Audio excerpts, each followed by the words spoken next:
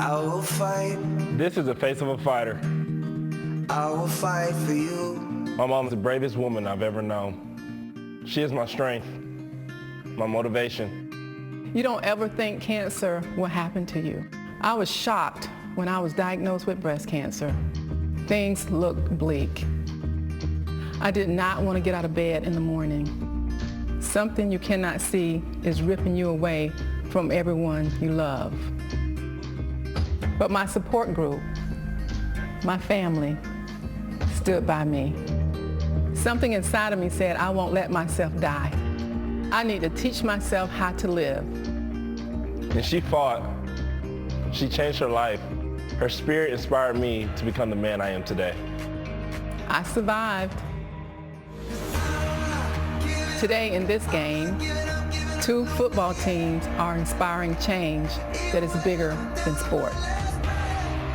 The Cure Bowl, like myself, like Liberty and Georgia Southern, are just getting started. The clutch plays.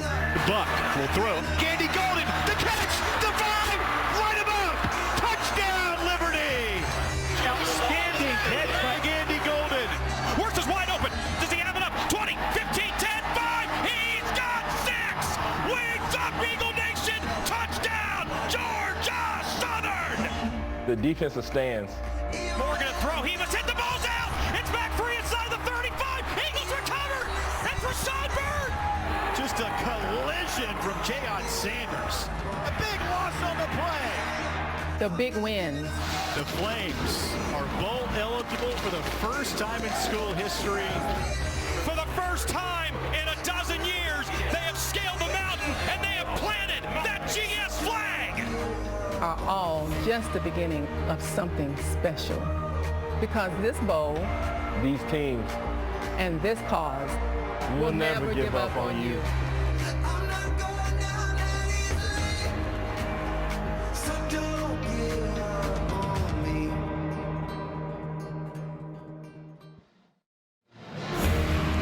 With appreciation for Rashad Bird and his mother Caroline for setting the inspirational tone, we welcome you to the FBC Mortgage Cure Bowl on CBS Sports Network.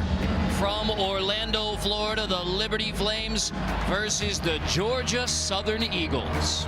With John Shriven on the sideline, Aaron Taylor, I'm Carter Blackburn. It's the 5th year for us, the Cure Bowl on CBS Sports Network, and it is truly always a privilege to be here. We're so grateful to be here because today's game is a contest with a cause. One of those rare opportunities that you and I and the fans, the players, you guys at home get to be a part of something special that's greater than the field of play and what's taken place there.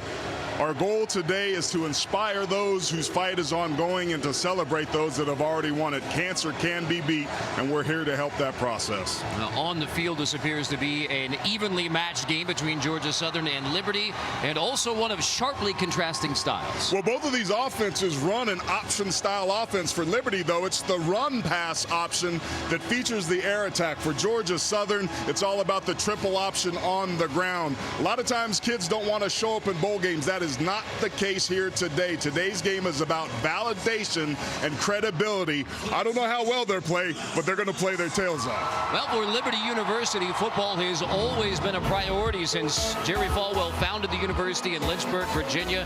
1973, the first season playing football. Then it was a move up to 1AA. They make the FCF playoffs in 2014. This year is the first season they have been bowl eligible, and here they are in their first bowl game, thanks in large part to Stephen Callard, but they know him on the mountain as Buckshot. Buckshot can sling it. He's a big, strong-armed, accurate pocket passer that lets this offense go. The RPOs, he's the career leader in touchdowns and total yards, has done an incredible job of cutting down the interceptions year over year, and it's a big reason why this offense has led them to this game today. And his biggest target is simply one of the best wide receivers in football, Antonio Gandy Golden. Gandy Golden's the best player on the field today. He's a next-level player in the NFL. 1,300-plus yards this year, is third in the FBS. He was a semifinalist for the Biletnikoff Award that goes to the country's best. Southern has to find a way to keep 11 in check. And speaking of those Georgia Southern Eagles, they want to give you the Statesboro Blues by running the football. It is old school option football. It's all about the triple option, but it's a triple option 2.0. A lot of different personnel groups and formations, but it's still about the give, the keep, and the pitch. The inside run game, taking advantage of the offensive line, getting up inside the tackles. That's step one. And look at this, the bobsled formation. We'll see some of this today. This is the second part of that option, which is the quarterback, Shy Wirtz, keeping it. Very hard to defend. You have to be disciplined with your eyes. And then finally, this is the game against Appalachian State. They handed Appalachian State their only loss of the year, and a big reason why is this triple option offense that featured the pitch, and a very talented deep group of running backs showed up. And all three of those leading rushers have had to deal with adversity of different kinds this season, so it has very much been a resilient and effective group running the football for the Eagles. And for more on what has been truly a unique season for Georgia Southern, here's John Shriver. Well, Carter, it is a huge accomplishment for Georgia Southern just to even be in this game, considering everything they've gone through. This summer, their quarterback, Shy Wirtz, was wrongly arrested during a traffic stop, thrown in jail, charged with cocaine possession. Well, it turns out it was nothing more than bird droppings on his car. Wild, right? Well, just as they were getting past that situation in October, freshman offensive lineman Jordan Wiggins took his own life. Now, head coach Chad Lunsford said it was very hard for this team. It took it very difficultly. They had to cancel all football activities the following day. They even contemplated not playing in the game that weekend. Now, the players eventually voted to play in the game against Louisiana, but Coach Lunsford said they are still dealing with the effects of that situation. He said if anything positive came from it, it's that guys now know it's okay not to be okay. But he is proud of the way they have bounced back with all the adversity they faced this year.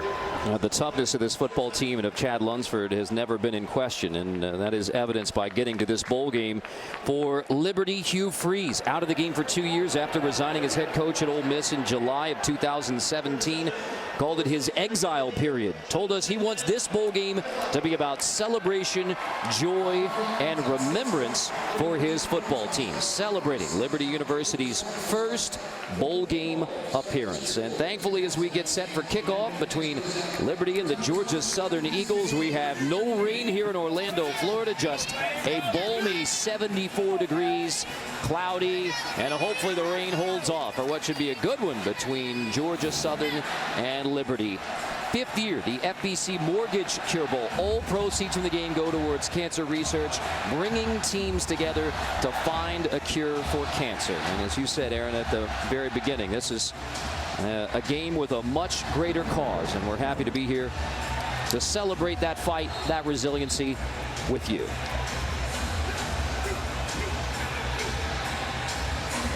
Pink all around. Gus is here, fired up for the Georgia Southern Eagles. And for the Liberty Flames, the first time to play in a bowl game in their first year of bowl eligibility at the FBS level. Liberty won the toss and elected to defer, so Georgia Southern will get the football first to begin the 2019 Cure Bowl.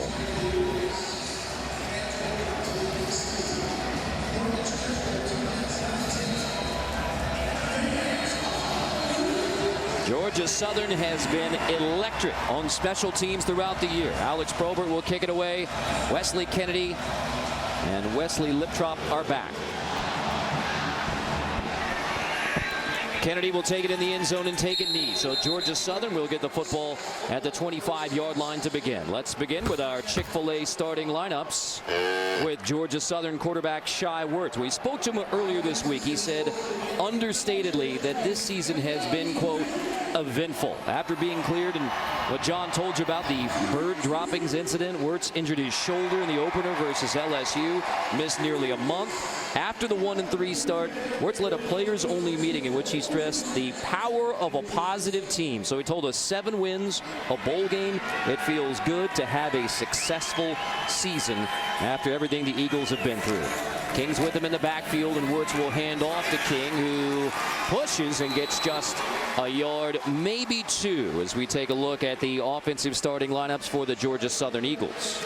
Well, we talked about this offense that wants to control the football today. I really feel that that's going to be key. A lot of times we talk about defense winning championships. The offense today that can exert its will the most will win this ball game, and that means number one and the rest of this offense have to do their job and do a better job on first down than they just did there. So you feel like early on we'll get a feel as to who is controlling the football game the way they want to. That's Kennedy, who pushes a big pile to maybe the 29. So 3rd and 6 to begin for the Georgia Southern Eagle against the Liberty Flame defense. And this defense is right on schedule. These first two plays are exactly what they wanted to happen. Win on early downs to force some 3rd and long situations. Liberty's really struggled. 104th in the FBS on 3rd down. If they can keep the Eagles in these sort of situations all game, that'll be a big factor in why they'll win. Eagles go 3 wide on 3rd and 6. Wirtz out of the gun. Lemonnier showing pressure off the edge, so Wirtz will audible. With 3 backs with him in the backfield. Handoff, Kennedy, nothing doing, with Jesse Lemonnier leading the way for the Liberty Flames. And it is a 3 and out on the opening possession. Rusens and Clark and everybody else on the defensive line in on the stop. Very conservative play calling, but just credit this front 7 of Liberty of getting penetration and winning their individual matchups. You mentioned Lemonnier, Carter, number 11. He is a force off the outside edge, and that is the exact start that the Flames were looking for. Florida native to Liberty via Ventura College. Oldest, he was very thrilled to have a bowl game in the Sunshine State. Beck will punt it away. Georgia Southern's opening drive woes continue. Haven't scored a touchdown on the opening drive this year. That's a bobble on the special teams. Who is on top? Stubbs muffed the punt, and now at the bottom of the pile, we'll see whether it's Flames or Eagles. Anthony Beck, the freshman punter, is already celebrating, and it will be Liberty football. So Stubbs manages to get back on top of it after the muff. The Flames are extremely lucky here. You talked about how good Georgia Southern is on the defensive side of the ball. That could have been critical. The ruling on the field is a kick muffed by the returner, subsequently returned by Liberty, recovered, first down. It looked like Najee Thompson actually inadvertently knocked it back into the hands of Stubbs for Liberty. I was down on the field before the game. The wind was swirling a little bit. It died right at kick, but that's something for us to keep an eye on. The forecast is from 15 to 20 miles an hour today. That may have just been the first time that the wind played a factor. Hickson is in the backfield with Calvert, and Hickson, there's the run pass option, and it's incomplete. Intended for DJ Stubbs. Chick-fil-A starting lineups beginning with Buckshot, Calvert for the Flames. If you're a stock car racing fan like Steven's dad, you may know the name Buckshot Jones or his famous crashes. Steve, with Mom Kim's blasting, decided that'd be the perfect middle name for their son. Andy Staples had a great piece all about it, but on the field, Steven has been tough as Buckshot, like his namesake. The run pass option, that's the player, that's the overhang player that's getting red. And on second down, and the Eagles hold, forcing 3rd and long with Rashad Byrd leading the way. And we look at the rest of the offensive starters for the Flames. Man, this is a group, Carter, that's come a long way since the start of the season. Liberty started the season 0-2, and remember the issues with their head coach not being at practice due to the surgery and the back issues that he had. They found their way, though, and as this season's gone on, they've relied even more heavily on the run game. Over 300 rushing yards in their last out. They'd love to stay balanced today, but expect them also to take some shots. So here's Buckshot on 3rd and 8. Loading up, tipped, and it is incomplete over the middle. And so Liberty goes 3 and out. Huntley, the intended receiver, and Darrell Baker. Donald Rutledge unavailable today at safety, so Baker is in there, and he breaks the pass up. Great job of breaking the pass. in extremely tight coverage. Both of these defenses exerting their will early. Southern with a 3-and-out of their own. Not going to lie, it's not kind of what I expected early on in this ballgame. Truth is out. Kennedy, fair catch. He's going to back up and makes the grab in the wind. Fair catch. That's a win in special teams right now. So not a flaming start for Liberty. Georgia Southern hopes to be hailing a bowl win by the end of the day in Orlando. Happy holidays from all of us at the 24-hour home of CBS Sports. Scoreless start. Let's take a look at our Ryan keys to the game. Well, for Georgia Southern, they've got to get it going. Liberty Flames offensively, they've got to protect the quarterback. That means their offensive line has to step up defensively, force the Eagles into third and medium. And for Georgia Southern offensively, they got to play small ball, play some keep away, and also limit the explosiveness of a Flames offense that can take deep shots and has the personnel to do it, especially with Antonio Gandy Golden.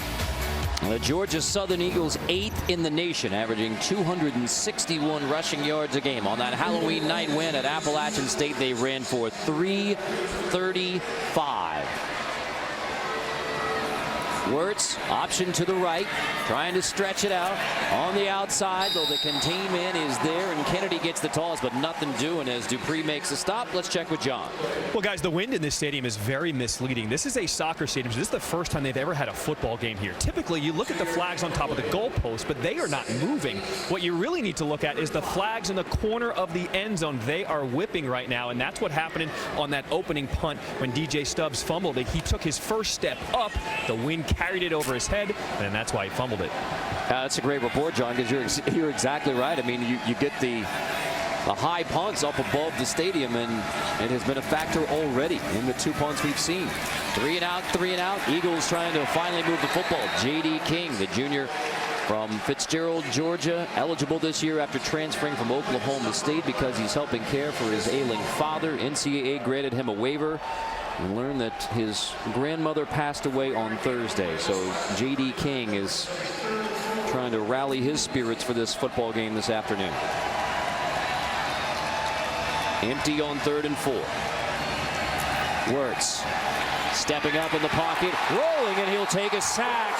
And the Liberty defense holds again. Trayshawn Clark, the true freshman from right down the road in Cape Coral, Florida, who now has 5.5 sacks on the year to lead the Flames. Here he is coming off the outside edge. This is a situation that if you're Liberty, you want to create. Get those third and mediums to third and long so that you can unleash your pass rushers. 32 sacks, tied for 33rd in the country. They added another one there, and they're back-to-back 3-and-out. Can't start any better than that. And here's Beck to punt to Stubbs again with the wind swirling. Stubbs will back up, make the grab, no fair catch, and he's tackled at the 11-yard line. So Anthony Beck II has a lot to celebrate early for Georgia Southern. The Eagles punter is the early hero. One of our favorite parts. The Orlando Sports Foundation does a great job hosting bowl games beginning with the Cure Bowl. And now here is the punt return average, which is not a highlight for the Liberty Flames. We've seen that demonstrated on the first 2 punts. Had them off and then immediately tackled when they fielded it. Georgia Southern's offense isn't really humming back-to-back 3-and-outs, but their special teams are allowing them to win the field position game at the moment. So here's Buckshot Calvert with Joshua Mack in the backfield. Handed off Mack, and he is dropped for a loss. Immediately, C.J. Wright blows it up in the backfield. C.J. Wright playing right over the center at the nose position. Just wins his one-on-one matchup. That's an extremely hard block for a center to take him one-on-one. The center has to keep his head up. This defensive line for Southern doing a nice job of winning their matchup. These O-lines for both of these teams kind of struggled early on. The strength of both defenses are the front sevens, and we're seeing that big time here early. Antonio Gandy Golden has not touched it yet for Liberty. Second offensive possession. Officially a loss of 2. So now Calvert from back near his own goal line finds Mack out of the backfield. Mack wrestled down. Here comes a flag. That could be a bailout penalty. Bowdy on the stop there on Mack. Bowdry rather on the stop, and now we'll check the flag. Big time bailout is right, Carter.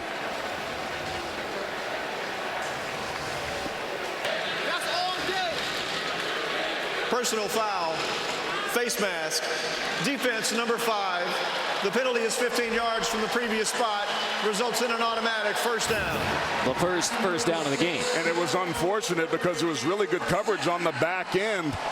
But Bowdry clearly grabs that face mask with his left hand. Wasn't in a good football position. Not a very fundamental tackle there. And the Flames are on the march as a result.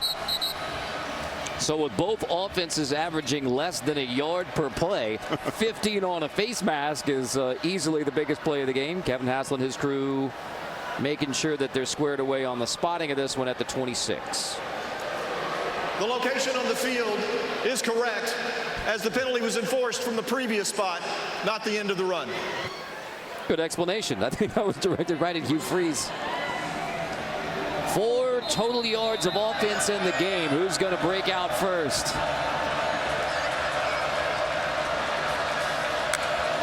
Calvert from the 26. Hands off. Mack picking his way, just getting a couple more.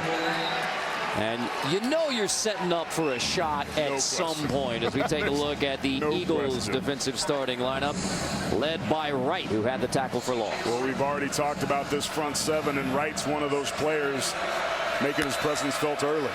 Calvert 2nd and 8. Heavy pressure. Releases. There's Antonio Gandy Golden with his first touch. And it is the first offensive first down of the game for the senior from Georgia. You'll see a lot of those short hitches. They like to get the ball into their receivers' hands and let them run after the catch, but Georgia Southern will let them do that all day long because they don't want to get beat over the top. Empty on first down. Hurry up. Calvert steps up, slings it incomplete. I think he hit his backup, Landon Brown, on the sideline. That's that gunslinger, that big arm that we were talking about at the top of the show when we came on the air. I noticed early on in the BYU and the Virginia games, Buckshot got a little bit nervous. I think he was amped up. I used to play with Brett Favre. Favre used to say, I get teamed up early. I got to settle down. I got to settle down. That was a rifle of a shot that we just saw there. Calvert's got to take a deep breath, settle down, and start to deal and distribute like he's done all season long. Chinged up? It was the name of this product we had in the weight room that disappeared slightly after that. Maybe we should just leave it at that. On 2nd and 10, here's Calvert loading up, checking down. Mack with the Eagles keeping the Flames all in front of them. Raynard Ellis, the sophomore middle linebacker, rallies to the football to force 3rd down. Incredible speed by this Eagles defense running to the football. Watch them flow.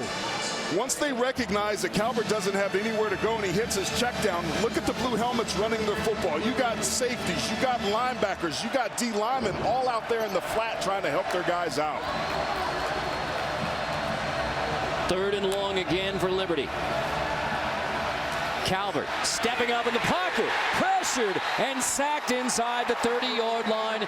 Dylan Springer brings down Buckshot. Calvert to force another Liberty punt.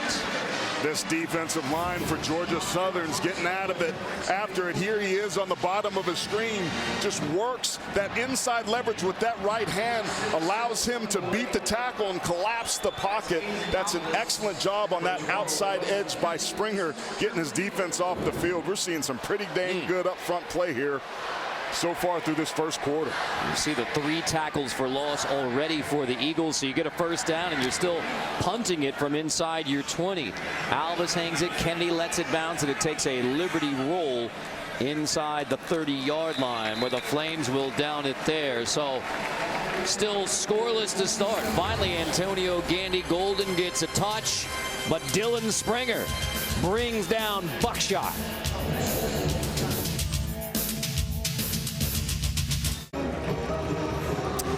Welcome back to Orlando. No score yet here in the Cure Bowl, but this bowl game is so much more than just the game. Earlier this week, players from both Liberty and Georgia Southern both took a visit to the UF Health Cancer Center to check out all the amazing work that is being done there. On top of that, players from Liberty also took time out of their busy schedule to visit with Grayson. Now, Dawn Coleman is the former star of the Liberty women's basketball team from 91 to 94. Her son, Grayson, back in November, was diagnosed with bone cancer. He is at the Arnold Palmer Hospital for Children, which is about just 10 minutes from here.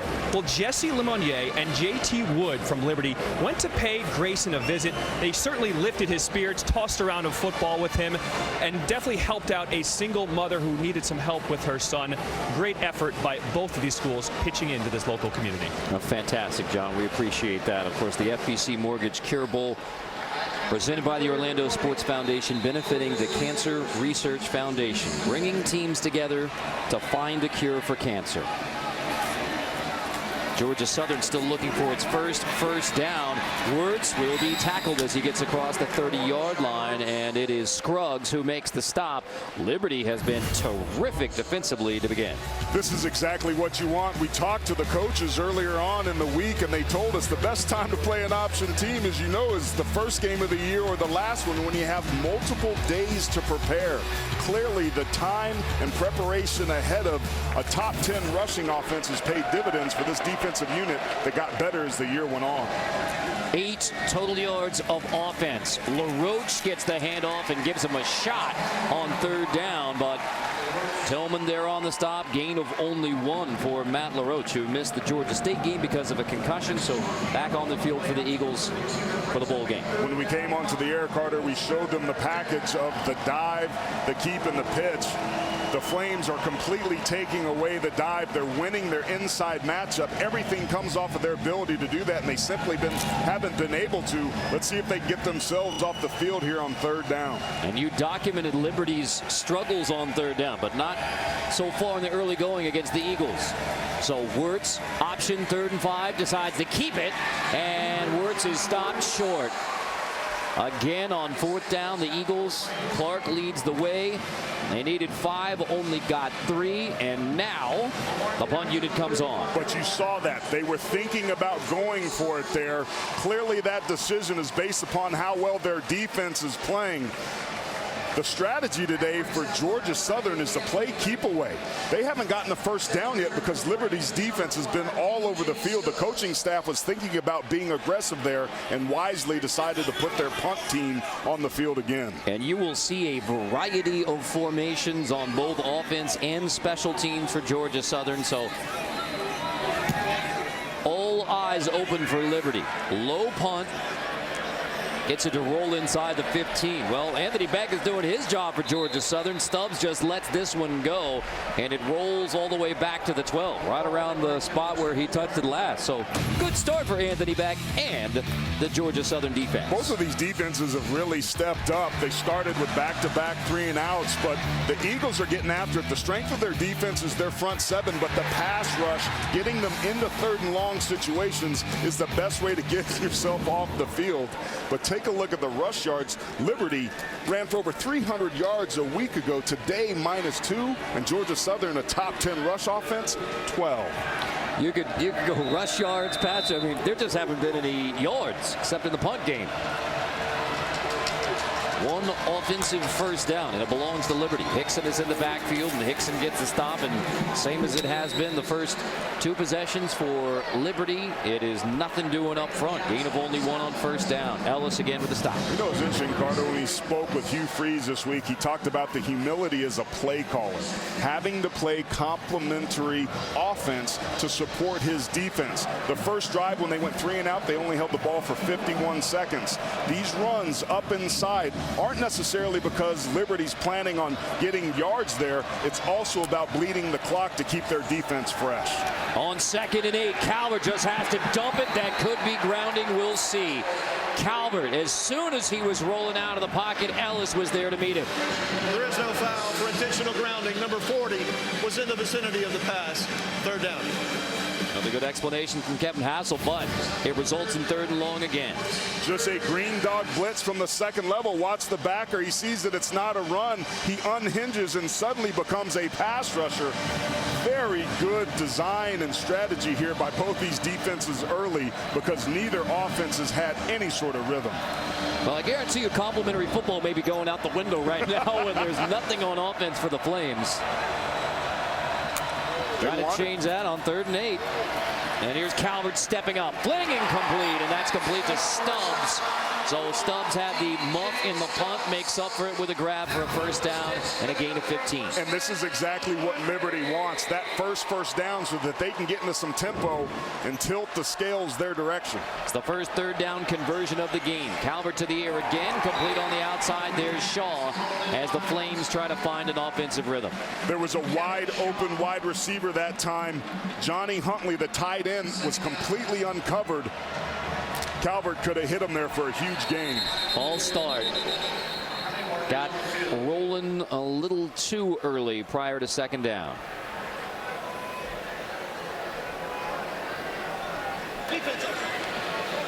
Offsides with contact. Number 96, defense. 5-yard penalty. 1st down. Well, scratch that. Break for Liberty as Ty Phillips is the one who drew the early snap. 1st down by penalty, 2nd for Georgia Southern. This is a team that doesn't commit a lot of penalties. They've given up 2 1st downs via the flag. 2nd in the conference. But half of the 1st downs today by Liberty are because of penalties. Hickson, nothing much doing. Rashad Bird, the junior from North Augusta, South Carolina, makes the stop. He's their leading tackler. And Rashad brought us on the air today with the story of his mother Caroline's fight with cancer. Notice the change of pace for Liberty here as well. They're letting that play clock bleed down considerably. Calvert wide open over the middle. Huntley breaks free, and it is touchdown, Liberty. The Flames strike first.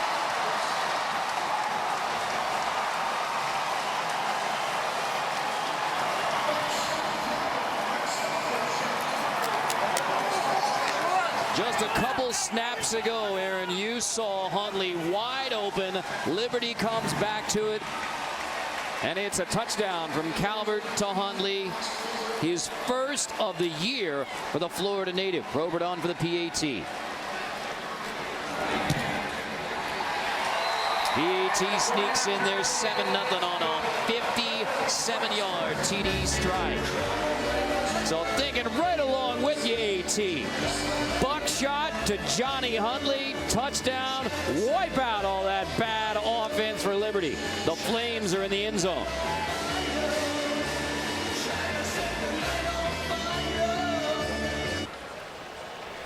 Welcome back to Orlando, where we finally have some offense. Keep your eye here on the tight end that's going to run a wheel route. You'll see the overhang player that's there for the RPO is going to turn his back and completely lose sight of Johnny Huntley, the tight end.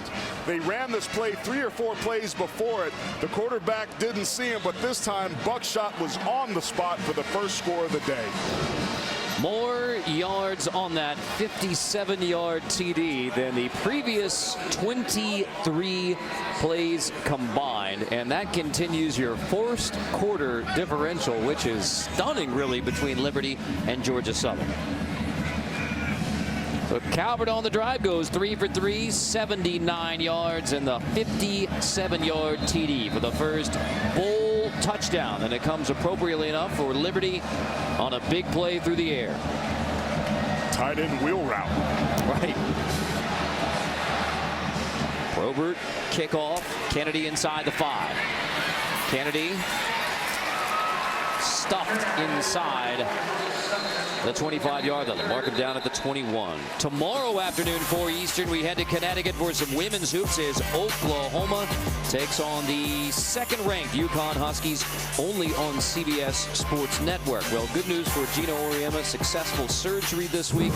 He will not be coaching, but the Good news for UConn fans is Chris Daly is undefeated in games filling in for Gino Auriemma. So wishing Coach good health and a Merry Christmas.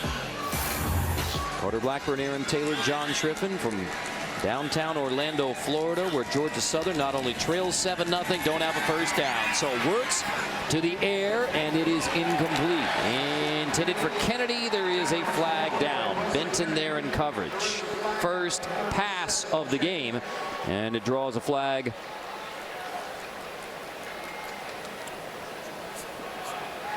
I wonder if it's going to be pass interference on Liberty. Holding. Defense number 31 against an eligible receiver. This is a 10-yard penalty from the previous spot. Results in an automatic first down.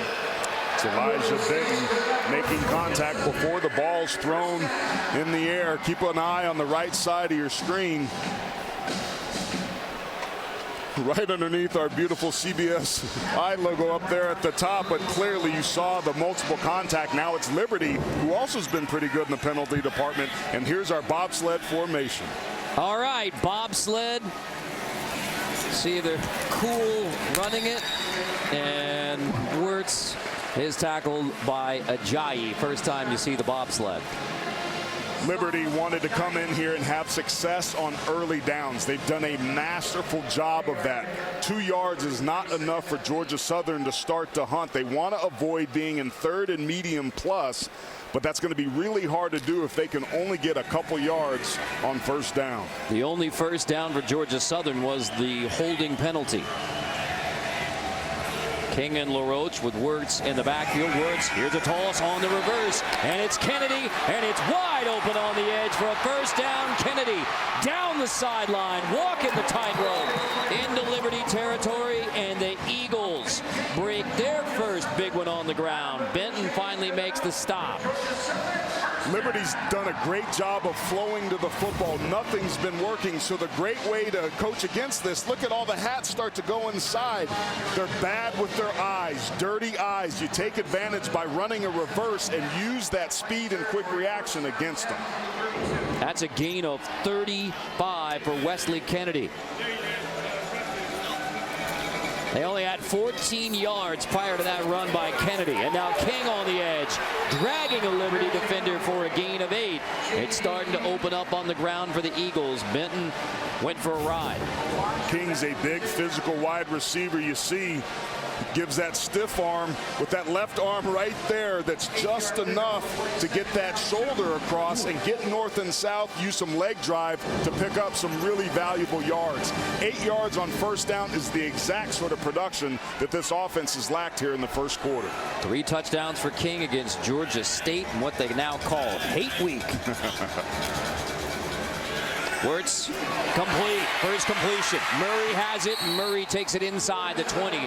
Ridden out of bounds. First down. First completion of the game for Georgia Southern. Alexander makes a stop. Gain of 8.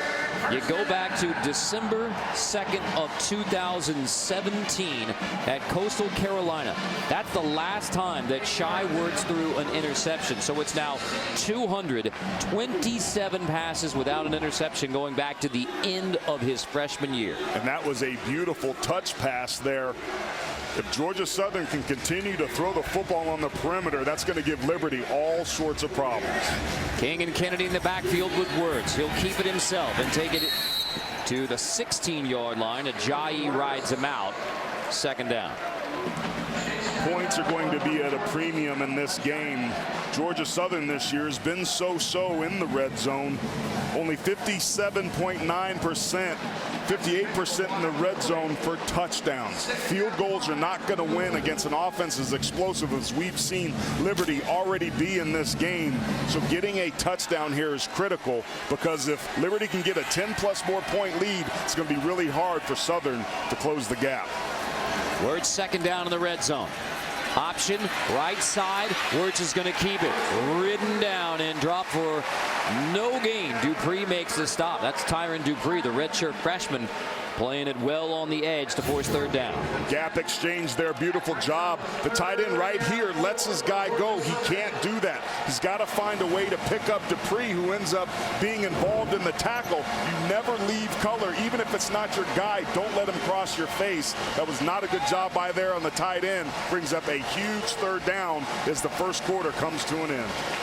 So after the slow offensive start, Liberty strikes first with a 57-yard touchdown pass. And now Georgia Southern is rolling into the red zone. It'll be third down from the 10 to begin the second quarter in Orlando.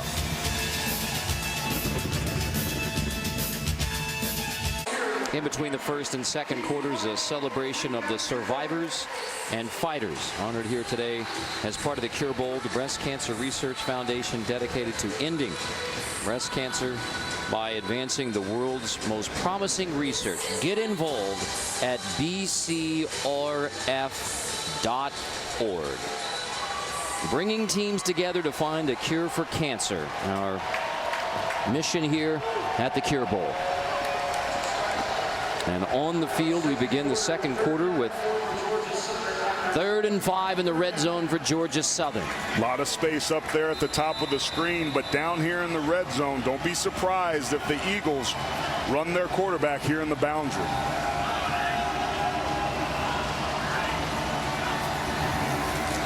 Wirtz to the left side.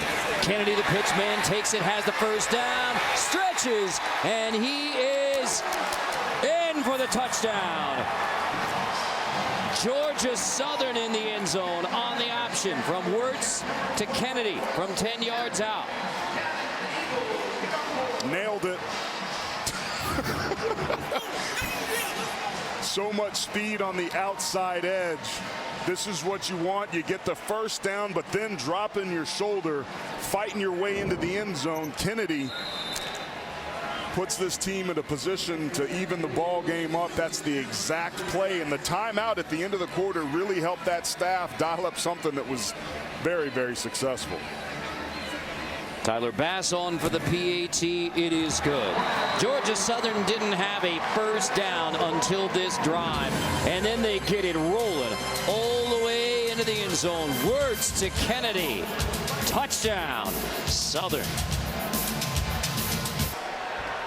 Now, this is what we expected between Liberty. You get a big play in the pass game, 57-yard touchdown, and then Georgia Southern, you probe. And Gus, I mean, he wears a smile on his face no matter what. But when there's 7 on the board, it's closer to being earned. Gus is all happy because he knows their offense just GATA.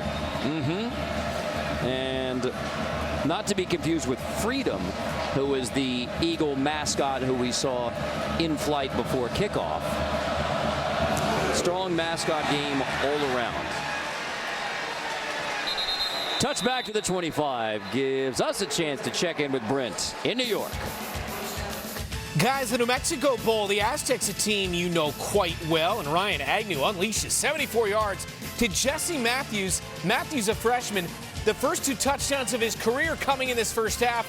They lead Central Michigan 20-3 in the second quarter. Guys?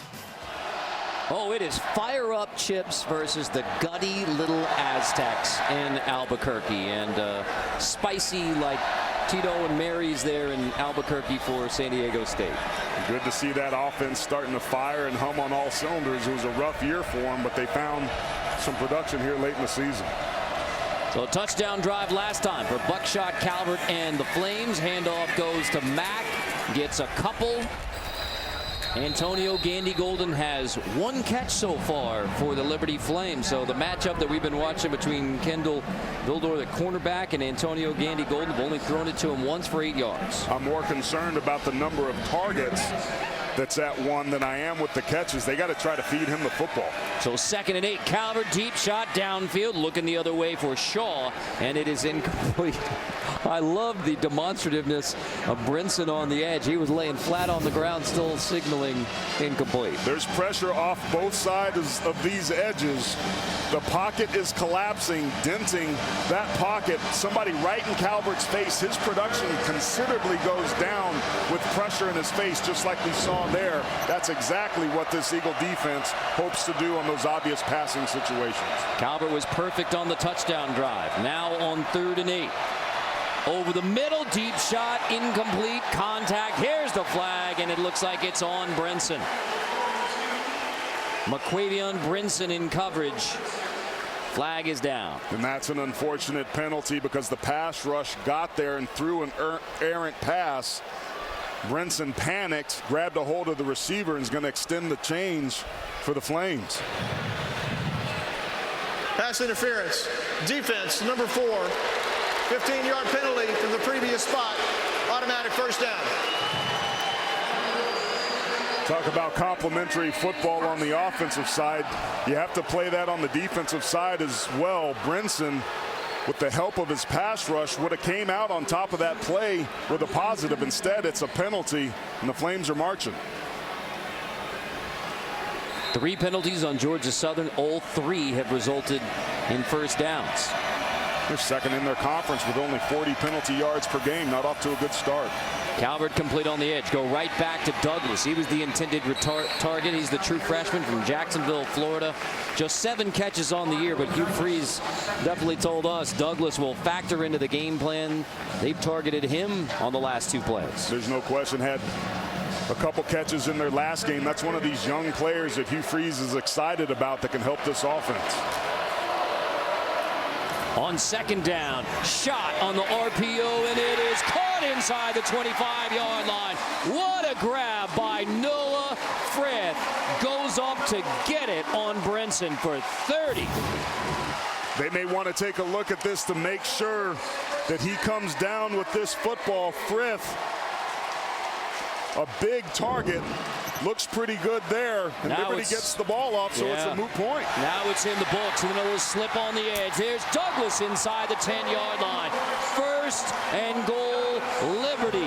The freshman leading the way on this drive for the Flames. Just making plays. This is exactly what Liberty wants. They get the first down, they hit the gas pedal.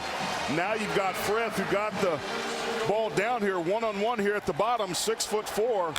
I'd take that shot. 1st and goal, handoff, Mack, cutback, touchdown, Flames. Liberty back on top.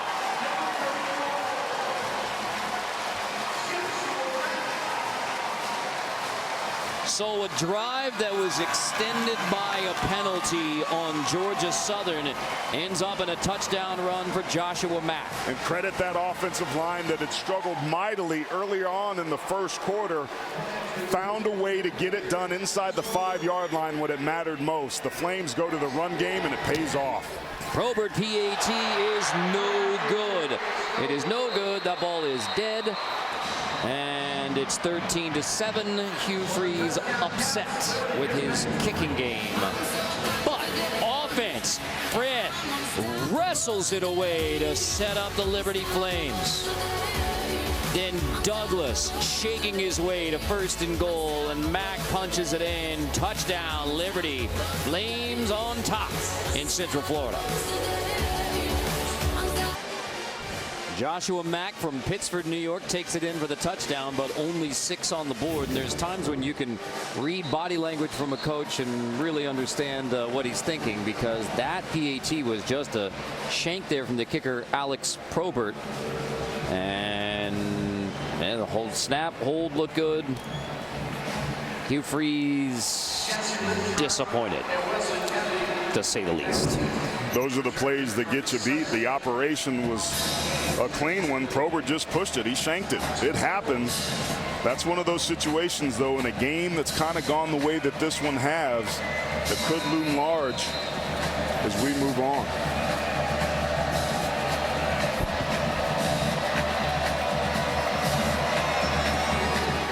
Probert's kickoff. Kennedy backs up, has it in the end zone, touchback to the 25-yard line. Tomorrow, the NFL on CBS features a full slate of games with playoff implications, including the Ravens looking for a win over the Browns to secure home field advantage, or the Jets seeking to spoil the Steelers' postseason plans. It all begins with JB and the guys on the NFL Today at noon Eastern on CBS. Jerome Bettis named BCRF board member this past July. His mother, Gladys, Jerome has described as the toughest person I know, and it is very personal for the bus. It certainly is. She had to raise that knucklehead. That's why she's so tough. You're good buddy, Jerome, right? You say it from a place of love. As words drop to this, the 30. You can call me a knucklehead anytime, AT. Well, I remember Gladys would always make food when we would play Michigan and go to the Detroit area where the bus was from. But you take a look at the first 4 possessions for this Eagles offense, and that's not what you want the first 3 times out. The second drive there, 7 plays for 79 yards and the touchdown, were aided because of the pass game out in the flats that allowed them to move the sticks. What would Gladys make? Greens, turkey, barbecue, pumpkin pie, sweet potato pie. I'm hungry right now. King takes the toss. 3rd and short. Yeah, that's, you take that all day. That was the thing in college. There's nothing better than the home-cooked meal. You were always glad when you played in the hometown of one of your teammates. Jerome got good growing food. Well, you look how big he is. They didn't call him the bus for nothing. 3rd and 5 for the Eagles after the touchdown drive. Other than that TD drive, as you saw, nothing on offense. So Liberty trying to get him 3 and out again. And I think this has to be a perimeter play or some sort of play-action pass. Fake the toss, and now Wirtz on the roll. Pressured, so he just dumps it to the sideline, incomplete. And Liberty celebrates with the pressure on Shai Wirtz. Solomon Ajayi from Plano, Texas. There was an eligible receiver in the vicinity of the pass. 4th down. You take a look at this. I like the call of play action, but there's nowhere to throw the football. Everybody's covered. That's just a great job of Liberty getting the Eagles into a 3rd and medium situation, forcing the throw, and they were ready for it. The 4th 3 and out for the Eagles. But Wirtz knows how to get rid of the football. Beck will punt it away to DJ Stubbs. A muff on the first. Beck gets it away. And Stubbs makes the grab at the 26-yard line. Liberty football with a 13-7 lead on the Eagles. Welcome back to the Cure Bowl here in Orlando as Liberty leads Georgia Southern 13-7. I am here with Kelly Hailstone, who's the Chief Operating Officer of FBC Mortgage. Kelly, thanks for joining us. First year as the title sponsor for the Cure Bowl. Why did you guys want to get involved? It's a great opportunity to be involved in a great cause. We got to paint Market Street Station, or pink this morning on the parade. It was fun. All of our employees were really excited to be involved, and just an incredible game today. Awesome atmosphere. Talk about this atmosphere, because this is the first time a football game has been held in a soccer stadium here in Orlando. What do you think? It's an awesome venue. This place is loud. There's a lot going on. There should be more of these out here. It's great. Before I send it back upstairs, Aaron Taylor is the real estate expert. He's always looking for his next project, but he's out in California. Do you think you could hook him up with a mortgage? Yeah, we're licensed there. Have him go to simpleloan.com. In 8 minutes or less, we can see if we can help him out. Aaron, he's got you covered. But the problem is I have a 340 credit score. Calvert complete. Another big completion at the 45-yard line. It's Noah Frith. And Aaron, you noticed a lot of drops by Frith, and he's not making those today. Well, he's so pretty, man. He's a big physical target with a lot of skills, but he was dropping the football. That's a great job. You saw him double bobble it there a little bit, but he does bring it down. In my preparation watching this game, he doesn't have the surest of hands, but he sure come up big here early in this game in the first half. 6'4". He's a matchup problem if you get him the football.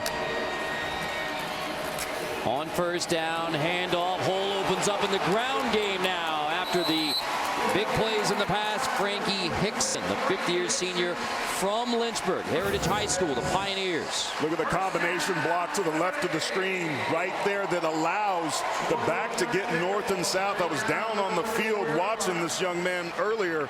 Hickson's not the biggest of guys, but he's short and stocky and got some power. That time he was patient. And man, if Liberty can get some success on the run game with that and combine that to their RPO play action passing, it could be a long afternoon for the Eagles. Only 7 rushing yards before that one for 21 for Frankie Hickson, who had a career day, and the finale, the home win over New Mexico State. Liberty also won in Las Cruces. That last game was incredible, Carter. You mentioned that because they had 317 rushing yards, averaged 6.5 yards per carry, and had 5 touchdowns. You compare that to what they had against Syracuse in week 1 of minus rushing yards. They've come a long, long way when they can get that run game going. More on the Orange later. Of course there are. The alma mater of my esteemed partner. And other broadcasters. More on that later. 2nd and 6 here for Hugh Freeze and the Liberty Flames. Offensive coordinator, quarterback coach Kent Austin.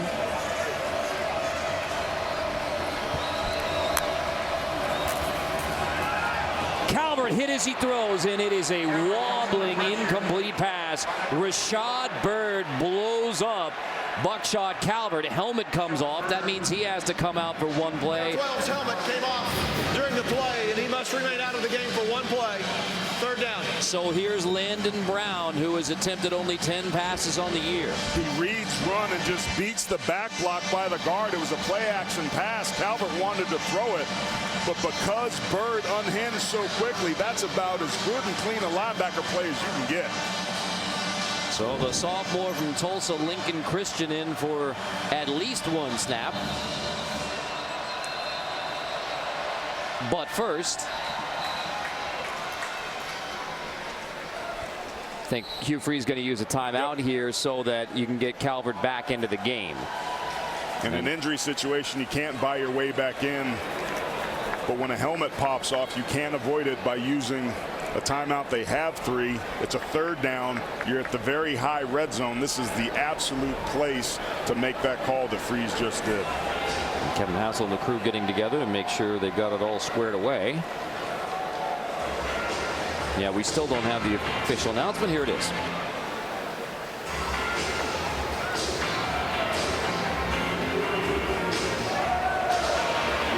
The result of the previous play was an incomplete pass.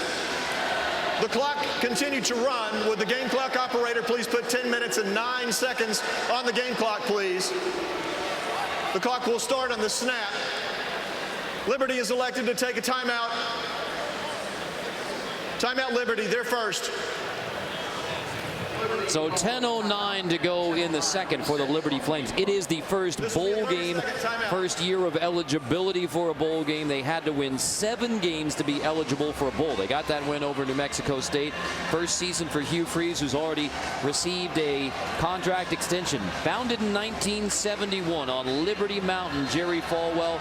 The enrollment of over 100,000 is because they have had all the way back to the 1980s one of the biggest online, and back in those days, correspondence on VHS tape. So there are Liberty alums all around the nation, all around the world, and a huge contingent of students came down. How about this?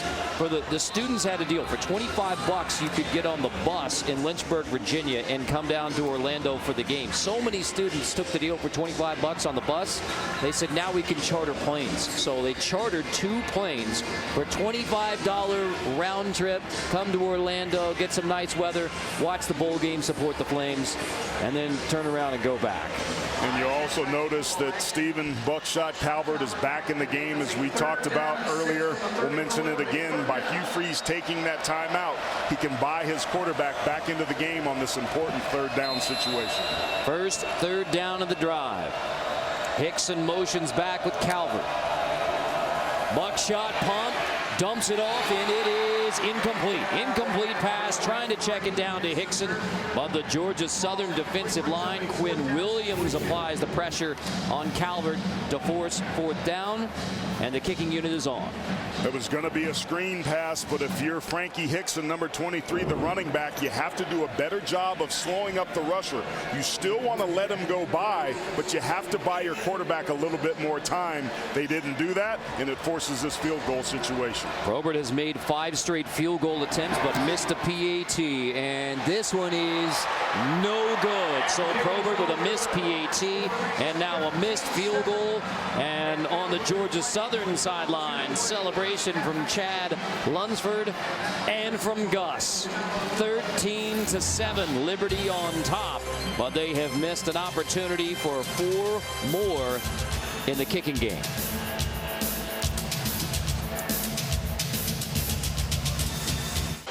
One of the fun aspects of the 2019 FBC Mortgage Cure Bowl is the first all-female radio crew to call a football bowl subdivision game on a national radio network on Bowl Day Radio. Jamie Say, Danny Welniak, and Melanie Newman on the call. Jamie Say, the WAER sports director, 1997-1998 at Syracuse University. One of my first bosses in the business. And there's Melanie Newman, who has spent the season with Liberty University football, so well-versed on the Flames. And Danny is an accomplished football player in her own right and sports director in Kansas City, Missouri. And it is with great pleasure that we now send you to Jamie Say, Danny Welniak, and Melanie Newman on the call. 2 or 3 on that play. Yeah. Go ahead, Danny. I was going to say the dual backs back there are a lot of the reason that you can set up plays like that, give Wirtz a potential option play, and that is why that was semi-successful. Yeah, gain of 3, 2nd and 7, ball at the 33 of Georgia Southern. Liberty leads the Cure Bowl 13-7 in the second quarter with 9:29 to go before halftime. 2 in the backfield, it's Kennedy and King behind Shai Wirtz, and Wirtz is going to keep. Now option pitch to King, takes 1 hit, he's still on his feet, and he's finally dragged out of bounds at the 35-yard line, gain of 2. Another one of those options I was talking about with Wirtz taking control of that one. The fake to the left linebacker expands, opens up the middle of the field, and it's another way of kind of being able to run the outside pitch, even a quarterback draw. So if the linebacker stays inside and forces the QB to bounce it out outside of the tackle. 3rd and 5 for Georgia Southern. Eagles at their own 35-yard line. Wirtz breaks the huddle, operating from the pistol. 2 receivers split out to either side. Wesley Kennedy is the lone setback. Wirtz takes the snap, wants to throw, steps up in the pocket. Now he rolls out to his right, fires complete, but short of the first down. Making the catch was Caleb Hood, a freshman, but he's about 2 yards shy. The ruling on the field is a completed catch, short of the line to gain, 4th down. Well, our viewers may not be happy about it, but it's back to Carter Blackburn, Aaron Taylor, and John Schriffen on the call. You know, Jamie and I, in the 99-2000 Syracuse women's basketball season, I got the job as the analyst working with Jamie Say's play-by-play because a young man named Adam Zucker took a TV job in Scranton and opened up the gig for me. So Jamie's one of my best friends in broadcasting, and pretty awesome to be sharing mics today. The Orange Mafia lives. Stubbs backs up, fair catch inside the 20-yard line. 13 on the board for the Liberty Flames, but special teams already looming large with 2 missed kicks from Probert. Probert's been a problem.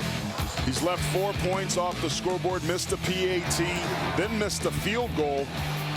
The challenge here as a kicker is making sure that your mindset is right. And Hugh Freeze also has to make sure that his mindset is right. When a game can be a small one where it's 6 points now dividing between these teams, because remember, what's been true all season long for Georgia Southern is that they're a much better second half team, and the Flames are the opposite. They tend to peter out. So that's definitely something to keep an eye on.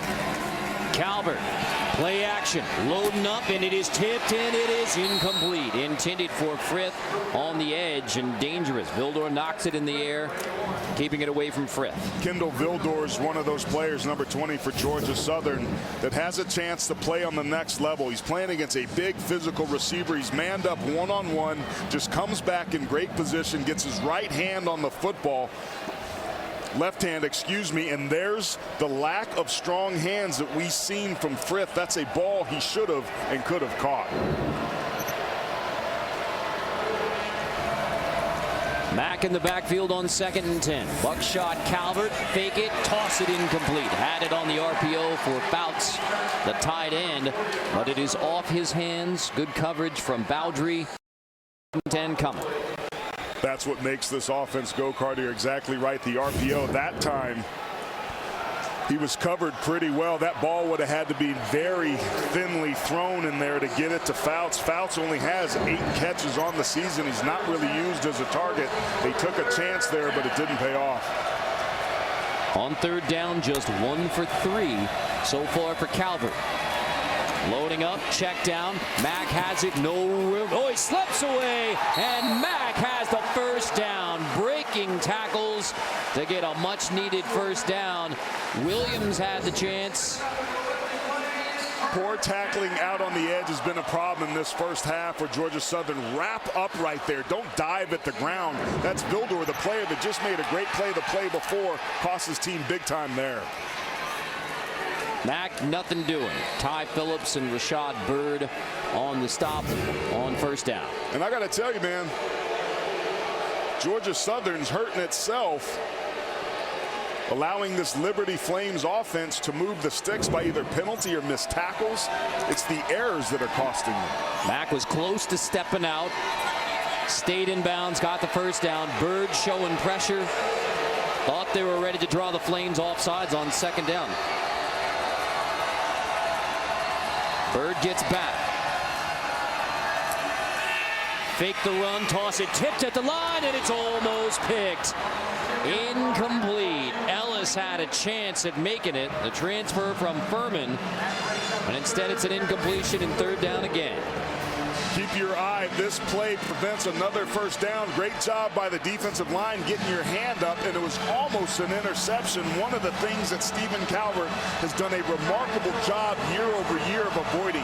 A season ago among the worst in the FBS with 18, but because of that big meat paw there by Phillips, it forces another 3rd down. That was a wide open, well-designed play that Liberty couldn't capitalize on. On 3rd and 8.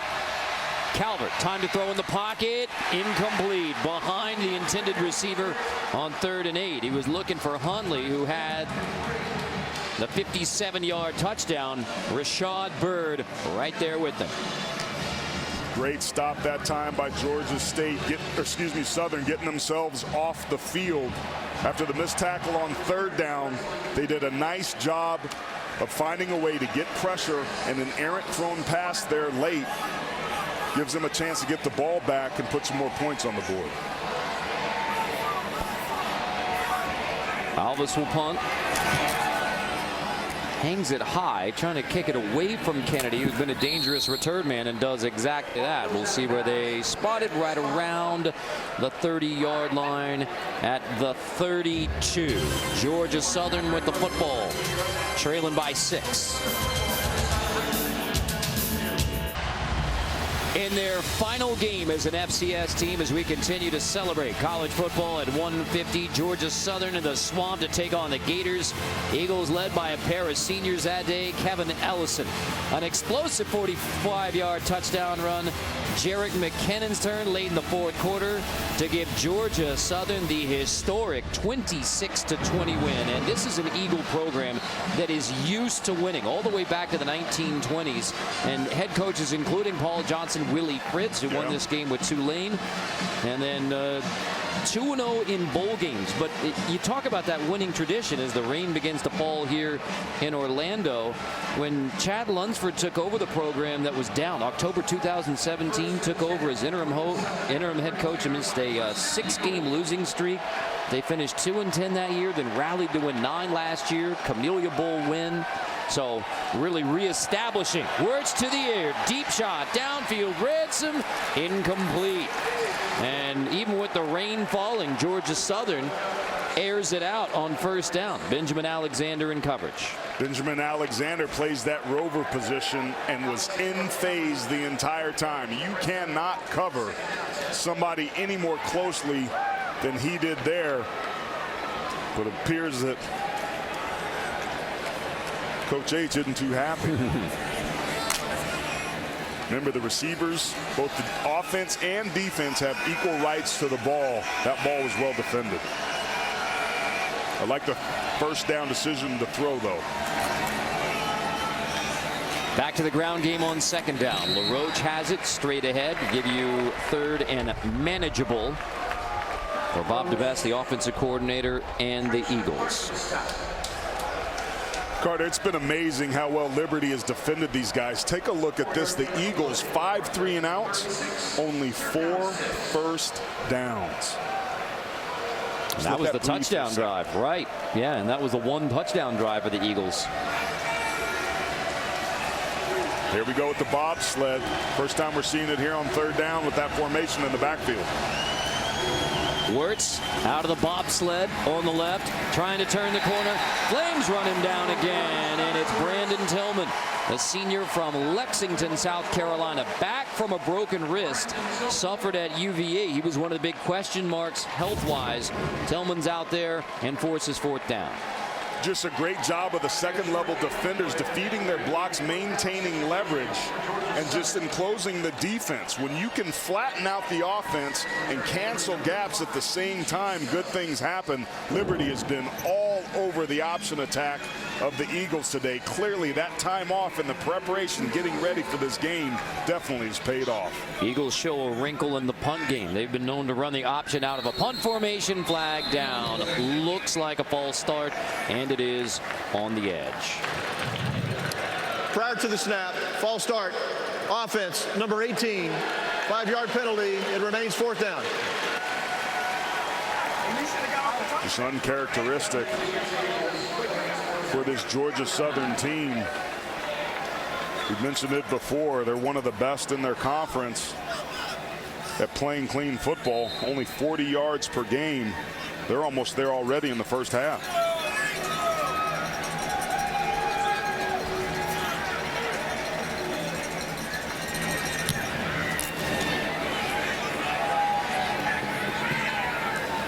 Let it roll inside the 20-yard line, and Stubbs decides not to catch it, and that costs him about 10 yards, so they'll have it in the 10 as Stubbs backs away. So Hugh Freeze, first season coaching the Liberty Flames, but it has been a long and winding road, and you go Hugh Freeze back to the health problems. Thankfully, as we talked to Coach Freeze this week, said the health is improving. Still a lot of stiffness, about 10 months the recovery time, but I mean, you go from the hospital bed to, he told us the interesting vantage point, and maybe the one he liked the most, was basically from the cart cam. From the cart cam. Yeah, he told us he was absolutely worthless those first 2 weeks in terms of helping out this offense. He came back in week 3 and they beat Buffalo. Hickson right side, driven back. Duncan leads the way for the Eagle D. And this is what you expect from the Eagles up front, that physicality. They've been torched through the air at times, giving up big explosive plays. I watched the Arkansas State game, getting ready for this. It's very similar to this Liberty offense, but the Flames, that run game, about 10% of what they got in their last out against New Mexico State. They've got to get that run game heated up. Pressure off the edge, nearly had it in the backfield, and then Bird rallies 2nd and 8, and Chad Lunsford does have all 3 timeouts. Third down coming here. Elects not to use one. I mean, you're 4+ left. That was nearly grabbing the backfield. Rashad Bird did an excellent job. He leads this team in tackles for a great reason. To be good at that position, you have to have good instincts, read your keys, and trigger quickly, just like he did there. Now it's time for this pass rush that has been a problem all game long, particularly on this part of the field, has to find a way to get itself home.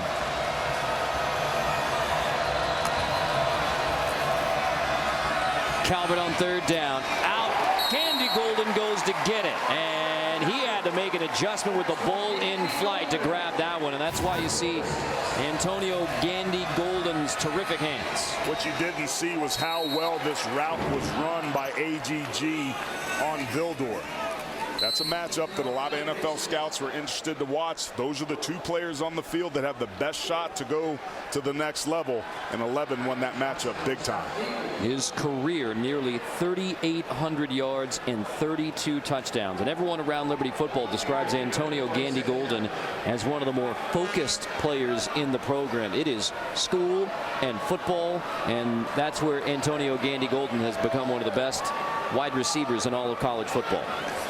1,700+ yard games in his career have been productive from the day he stepped on the football. Here he is down here in one-on-one coverage with Vildor again. Handoff, Hickson, nothing doing. Third down coming again. Springer leads the way. That's a loss of 1. Another tackle for loss along with Bird. And with 2:37, you're in third down again. And Georgia Southern does not use a timeout here. These front sevens have been pretty explosive. It's an interesting decision by Georgia Southern not to take the timeout here. I would have done that, but given how limited they are with the pass game, maybe he's thinking how much ever time there is, we need all the timeouts we can get, because this is an offense that's based upon running the ball, but this defense has to get itself off the field before that can happen. So Liberty snaps third down, just north of 2 minutes left in the half, and Calvert on the roll. Calvert will dance out of bounds exactly 2 minutes. Georgia Southern has all 3 timeouts, and here's where you point out that the Eagles have 6 non-offensive touchdowns on the year. Here he is over here on this outside edge. Georgia Southern, their first charge timeout of the half. This will be 30 seconds in length. 30-second timeout. Timeout even though Calvert gets out of bounds. Not the cleanest of operations there in the gates. A really good rush that time by Johnson. 92, beating both the left tackle and the back. That's great defensive line play. Winning their matchups one-on-one, helping those DBs out that have already given up 187 yards through the air on that back end.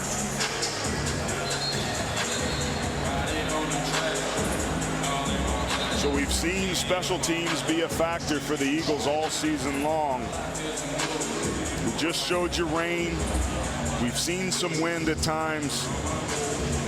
This is a perfect opportunity for the Eagles to try to get some points here as this first half comes to a close, because Liberty gets the ball back to start the second half.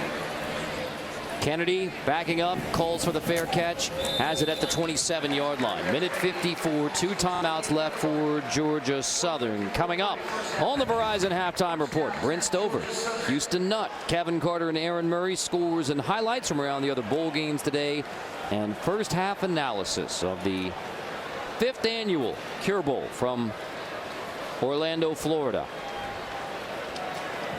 And just to clean up the timeout there from Lunsford, the ball would have been marked ready for play. Clock would have been rolling there. So you do save some time with that timeout, but not as much as you would have saved prior to 4th down. But regardless, 1 timeout used there. Georgia Southern has the 2 timeouts. But now you want to make sure you don't give it back to Liberty for a quick strike at the end of the half. So give your offense a chance to move the football. That's why this first down play is so critical. Wirtz on the roll. Wirtz with a stiff arm, shakes his way for a first down and gets out of bounds right around the 39. That was an empty formation, 5 wide receivers. I'm not so sure that this wasn't a designed quarterback run. Shai Wirtz is so explosive. Some of his biggest runs of the year haven't come on option plays. They've come on plays like draws we just saw there. It's 9 yards and stops the clock. Beautiful execution there. At some point, they've got to put the football in the air, and that's where those 2 timeouts are going to come in handy, because they can't keep running it. Wirtz, flag is down. Shot incomplete. Here comes a second flag. 2 flags on the play. That might be a cut block by the right tackle.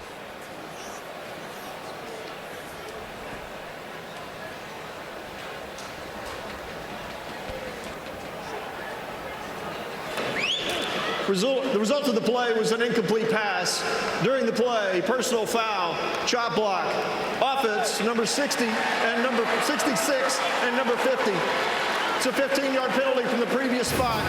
Remains second down. Here they are right here. It's slide protection, but if you're going to cut, you can't cut a defensive player that's engaged with another offensive player. It's a rule that they put in there to make sure guys stayed safe. And that was a great call in eyes. You saw multiple flags, lots of laundry thrown on that one. And that's about as bad of a play that you can have, because it costs you time and you lose yardage. And again, this is uncharacteristic of Georgia Southern with the penalties in this first half, because they have been a clean football team all year. Wirtz stepping up. Wirtz is going to take a deep shot downfield, and it is intercepted. The most unlikely interception. It's the first thrown by Wirtz since December 2nd, 2017. And it gives the Flames the football with 1:36 in the half. Rolling on the field is an interception. First down, Liberty. This is the first interception he's thrown all season, and this is just a great job after the push-off that he gets away with by Scruggs going up and getting that football. Clearly there was contact, but with equal rights to the ball. Take a look at that, his first interception since December 2nd of 2017. 230 pass attempts later, and it was a costly one. And it is back-to-back games with an interception for Javon Scruggs. Had an INT in the end zone. New Mexico State and now Calvert in the offense take over. 1:36, still 2 timeouts. Calvert pumps. He's looking long, and they've got it again. Tight end Huntley has it. A 57-yard TD earlier for Huntley. Makes the grab here to take him inside the 30. That's a gain of 34. Another wheel route, but off of a bubble screen look. It froze the defense, and they let him run free again. Calvert, fake it. Pressured. Almost picked. Brinson bobbled it. Eagles nearly got it back. Give and take at the end of the first half. Just when we were complimenting Calvert off the play action RPO, just a great job by Brinson of breaking on that football, but he does get credit for the pass breakup, which is the school record that LaRon Scott used to have with 36. That was a great play, but the poor ball skills give Liberty another shot. So 2 quarterbacks who combined for 5 interceptions the entire year, nearly both throw 1 in 3 snaps. Long foul ball.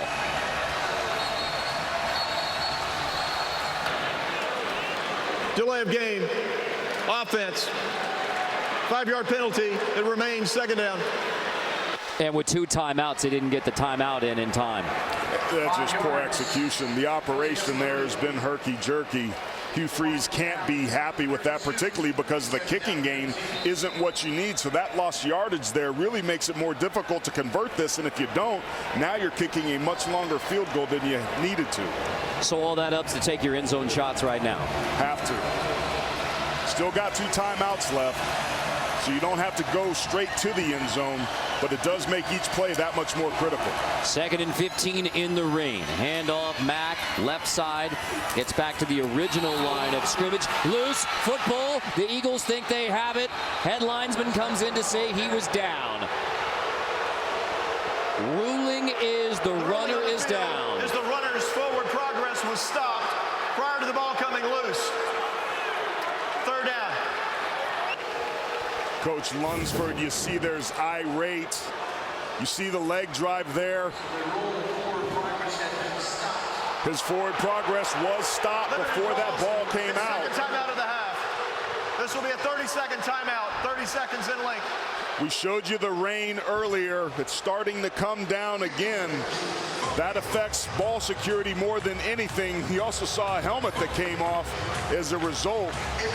The ruling on the field was that the player's progress was stopped prior to, before that ball started coming out. Great job going in there and getting the football, but it looked like Mack was going backwards before that ball came out. Listen for the whistle.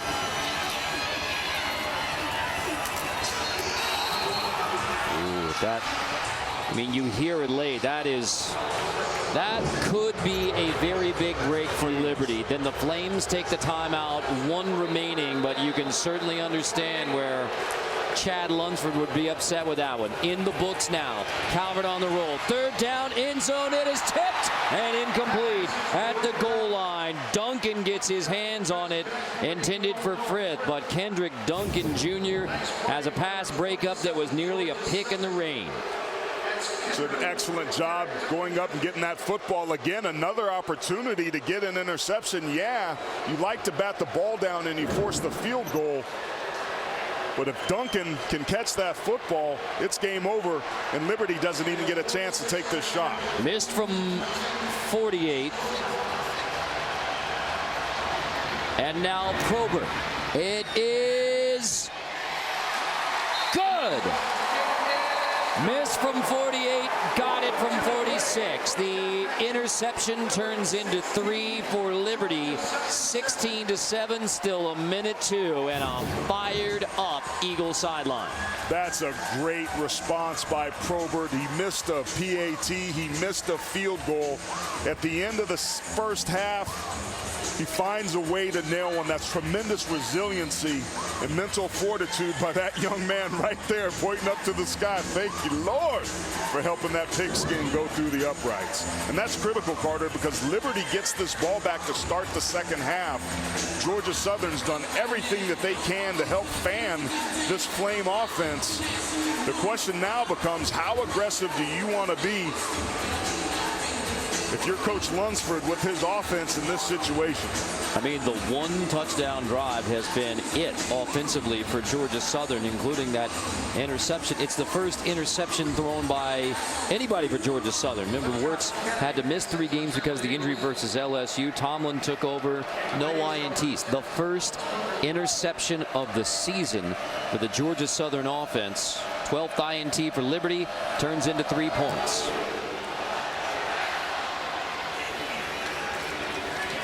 Touchback, have it at the 25, a minute 2. Just a reminder of how we got here. The interception, the first of the season by Shai Wirtz.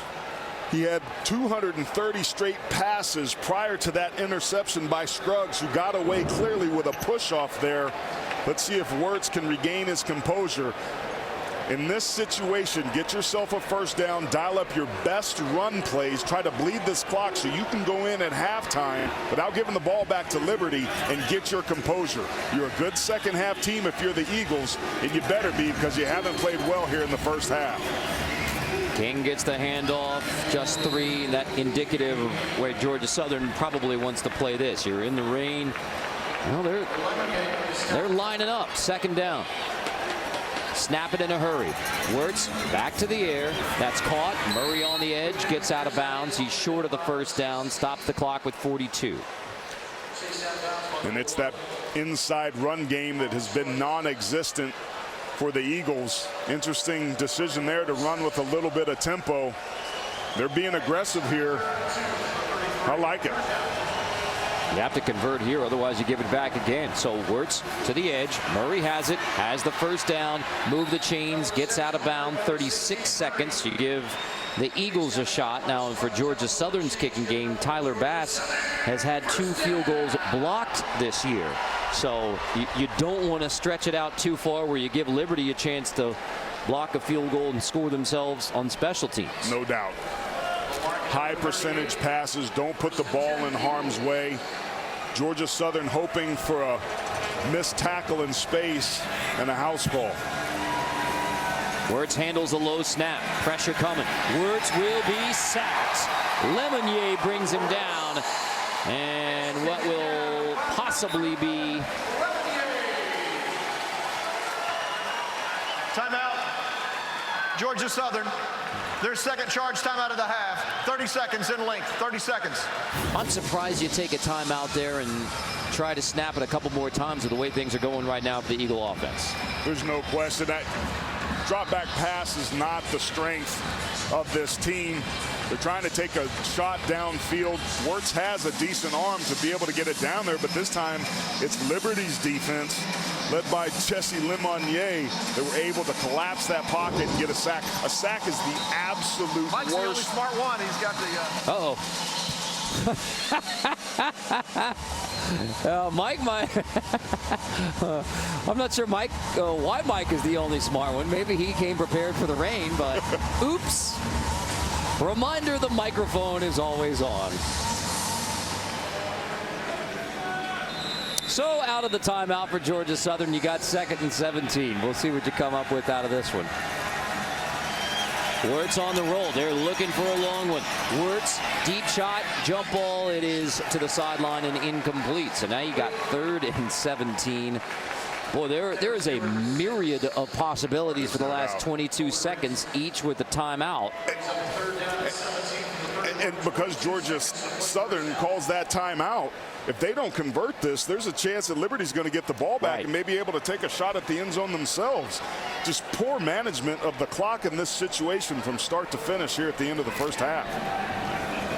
Georgia Southern used the first timeout 2 minutes. The clock was exactly at 2 minutes, meaning it would have been ready for play, but that's a long time ago at this point. Wirtz rolling on 3rd down. Wirtz is chased. Lemonnier pressuring him again. Has to just toss it to the sideline. Here comes a flag. It is incomplete. Flag as Wirtz and Lemonnier go tumbling into the Liberty sideline. 12 seconds. Flag is down. Might be a late hit on the quarterback, giving life to Georgia Southern. After the quarterback was out of bounds, personal foul. Defense, number 11, late hit. It's a 15-yard penalty from the previous spot. First down. Lemonnier been playing lights out in this first half. 5 tackles and a sack, but this penalty keeps Georgia Southern's chances at the end of the half alive. And it's foolish. They're going to call that every time, and they should. Lemonnier is too good of a player. He just had a sack before that. You're breathing life into this Southern team. And then Lemonnier stays on the sidelines. He was hobbled after that play that drew the penalty. You see him on the Liberty sideline there. Critical defensive leader for the Flames. So J.Odd Sanders takes his place. 12 seconds. Eagles have a timeout. Liberty keep everything inside and in front. Target line at the 38. Wirtz lines up, throws incomplete. Off the hands of Murray. 8 seconds. We'll see if the Eagles try to get it to the end zone. I mean, heavy rain. I mean, a long field goal at this point in the rain. Snap, hold, that's tough. No, you're hoping for a run after the catch to get this football anywhere remotely close. These are not the conditions that you want to try and kick a field goal in this situation. This whole thing seemed kind of disjointed, but to Georgia Southern's credit, they're being aggressive. I just don't like the way that they're going about it. Target line 38, 8 seconds. Wirtz stepping up in the pocket, chased from behind, and he will be sacked. And it is Sanders who brings him down, and that will end the half. Timeout. Timeout. Let's see. Prior to the clock expiring, Georgia Southern calls their 3rd and final timeout. Would the game clock operator please put 1 second on the clock? 1 second, please. This will be a 30-second timeout. This is a huge gamble. Timeout, 1 second, rain. Your quarterback, who hasn't thrown an INT all year, throws a pick on the last possession. I mean, you have to be very safe with the football. 1 second, 1 chance at the end of the half. I started out this drive saying that I like the aggression, but moves like this become borderline foolish. You can see the rain coming down. Center quarterback exchange can be a factor. If you throw an interception with the field conditions being as wet as they are, you give yourself an opportunity to return the football to the Flames. Clearly here you're going for a Hail Mary, hoping for a Hail Mary and some sort of prayer from above. It's just a risk-reward situation that I don't think is warranted. And yet if you break it, it's a miracle before the half. Wirtz is going to heave it long against the prevent D, and it is incomplete. And that is the end of an action-packed conclusion to the first half. 16-7 Liberty on Georgia Southern. Oh, a lot to get into already. We're only halfway done with the FBC Mortgage Cure Bowl in Orlando.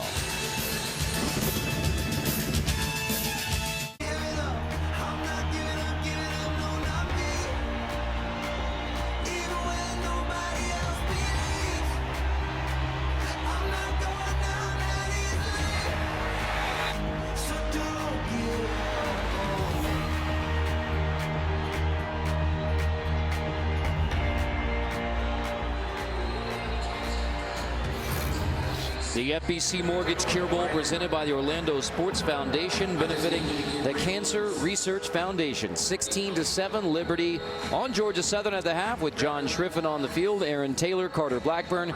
Rain falling, a wacky end to the first half. Now, what does that mean for the second half for Georgia Southern trying to come back? Well, it's been interesting with these two teams coming into today's game. The Flames kind of flame out in the second half after fast starts. Georgia Southern is the opposite. Defensively, what they need to do, the Eagles, is to tackle better, and they have too many mental errors and missed assignments. On the offensive side of the ball, they've had some missed assignments as well, but they've got to find a way to get that ground game going. Liberty has been masterful on defense. Let's take a look at the Chick-fil-A game summary, and the numbers bear it out. I mean, basically, one good drive for Georgia Southern, the touchdown. Yards per play, 6 yards per play for Liberty. So as you told us before the game, is it going to be big chunk plays for Liberty, or is it going to be Georgia Southern grinding it out? Well, advantage Flames. Yeah, and you see 6 first downs there for the Eagles as well. 2 of those were by penalties. So they've got to get that sorted out. But the same big plays that hurt Georgia Southern against Arkansas State are hurting them today against Liberty. The Liberty Flames playing in their first bowl game, first year eligible for a bowl game, part of the transition to FBS. Georgia Southern is 2-0 all-time in bowl games, a proud winning tradition for Georgia Southern Eagles football.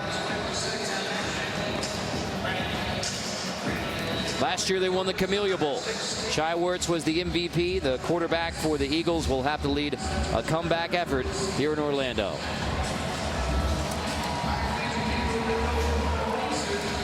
Liberty won the toss and elected to defer. So this is the position they were hoping for, a lead and the football to begin the second half. This is a 9-point game. This is perilously close to being out of reach for Georgia Southern. If Liberty can start this second half with a score, going to make it really hard for the Eagles to climb their way back into it. Touchback. Let's check in with John.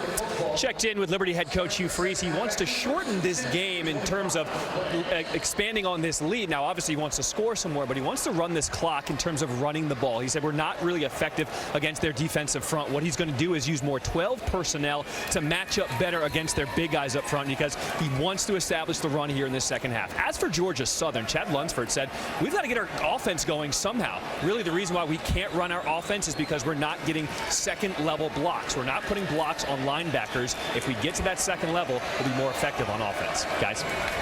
It's everything that I saw as well. They're both getting whooped on that side of the ball and breaking down on those second-level defenders. Credit the Flames for being able to snuff out and stay ahead of that option.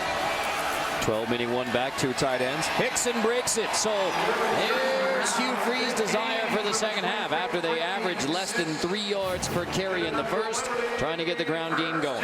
As an offensive lineman, this is what you love. You come out and can exert that will. You get lathered up. It gives your offense confidence that that run game's going to be there. Man, you get a chunk play on the first one, their first long run of the game to start the second half.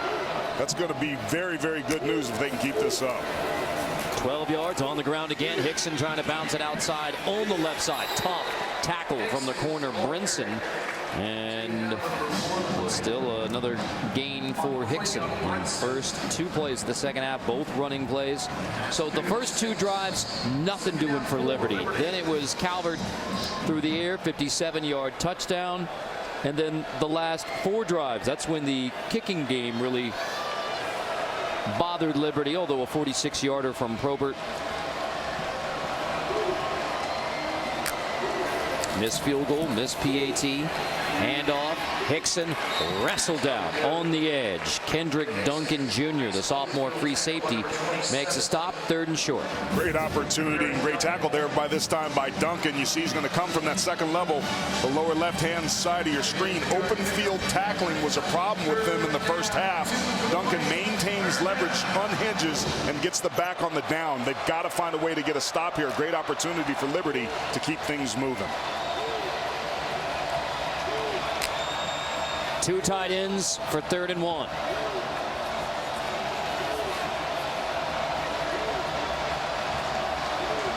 Hickson in the backfield. Calvert will hand. Hickson has the first down, and it breaks open. Hickson shaking his way inside the 30-yard line. Finally ridden down by Vildor at the 19. And the Flames open up the second half, running it. 36 on this one from Hickson. This is just going to be a divide play. Sometimes you call it duo. You crease the defense, you divide it. An excellent job at the line of scrimmage. The Flames get up to that second level. And once Hickson hits pay dirt and is out in the open field, he's on his way. The Flames shortening that game that Hugh Freeze wanted to do, as per John's first report, is right on schedule. Mack in the backfield, he'll take it. Mack in the red zone inside the 15, tripped up. Touchdown saving tackle by Duncan. I'm really impressed with how well Liberty is running this football. They were getting mashed up in front, trying to keep the RPO look with 11 personnel, so 3 wide receivers, 1 tight end, 1 back. The addition here of the second tight end and a very physical Jackson, Jermaine Jackson, number 88. He kind of popped on tape. He brings some physicality as an inline blocker. Here he is right there. He's somebody to keep our eye on. Calvert hit as he throws. End zone. Touchdown. Gandy Golden holds in the touchdown. There is a flag down, but for now, TD grab number 33 of Antonio Gandy Golden's career. Gandy Golden had a little bit of a push off there. I'll be shocked if they'll call offensive pass interference, but they could if they wanted. Pass interference. Defense number 4. That penalty is declined. The result of the play is the touchdown. Lots of contact on that play by both players. Gandy Golden had been pretty quiet in this ball game up to that last point. But ironically, a drive that got set up by the run ends with a pass with the best player on the field. Probert on for the PAT, missed one in the first half. This one is easily good, 23-7.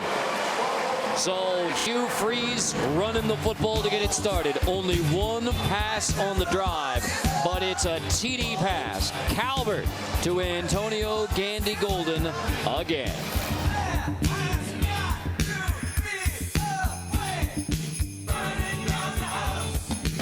Champions of the Cure Bowl, including Willie Fritz's team, who had a terrific 2019. They'll play in the Armed Forces Bowl versus Southern Miss on January 4th. All right, let's go back to the TD.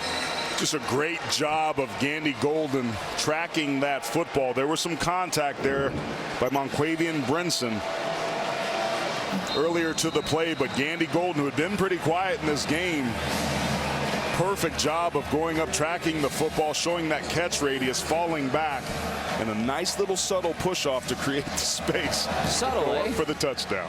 Yeah, they've been letting them go. It's a touchback, take it to the 25. Well, as good as Liberty's offense has been, 23 on the board, the defense has just been terrific thus far. It's been outstanding. It's held this triple option offense top 10 in the country in rushing to under 4 yards per carry. This is a defense that I didn't think had a lot of speed. I felt coming in that Georgia Southern had the advantage there, but they're extremely well coached, and clearly that extra time has paid off. Guys like Jesse Lemon doing what he's doing. You know what this has resulted in? Liberty's actually leading the time of possession against a triple option team at this point because of their defense. Exactly what the Eagles wanted to do, play keep away. So now can Southern come back again? Wirtz on the run. Wirtz out of bounds after a gain of 3. Alexander forces him out. You saw Lemonnier out there, which is important because he went down on one of the last plays of the first half, drew a penalty on that late hit on Wirtz, but clearly able to get back out there for the start of the third quarter. I like Georgia Southern's strategy here by going to the perimeter. They really struggled up inside to create any sort of movement. The first read is the dive. That's clearly been eliminated. So now it becomes the keep by Wirtz or the pitch out to either Kennedy or King, who have the ability to take it to the house. King takes it on 2nd and 6.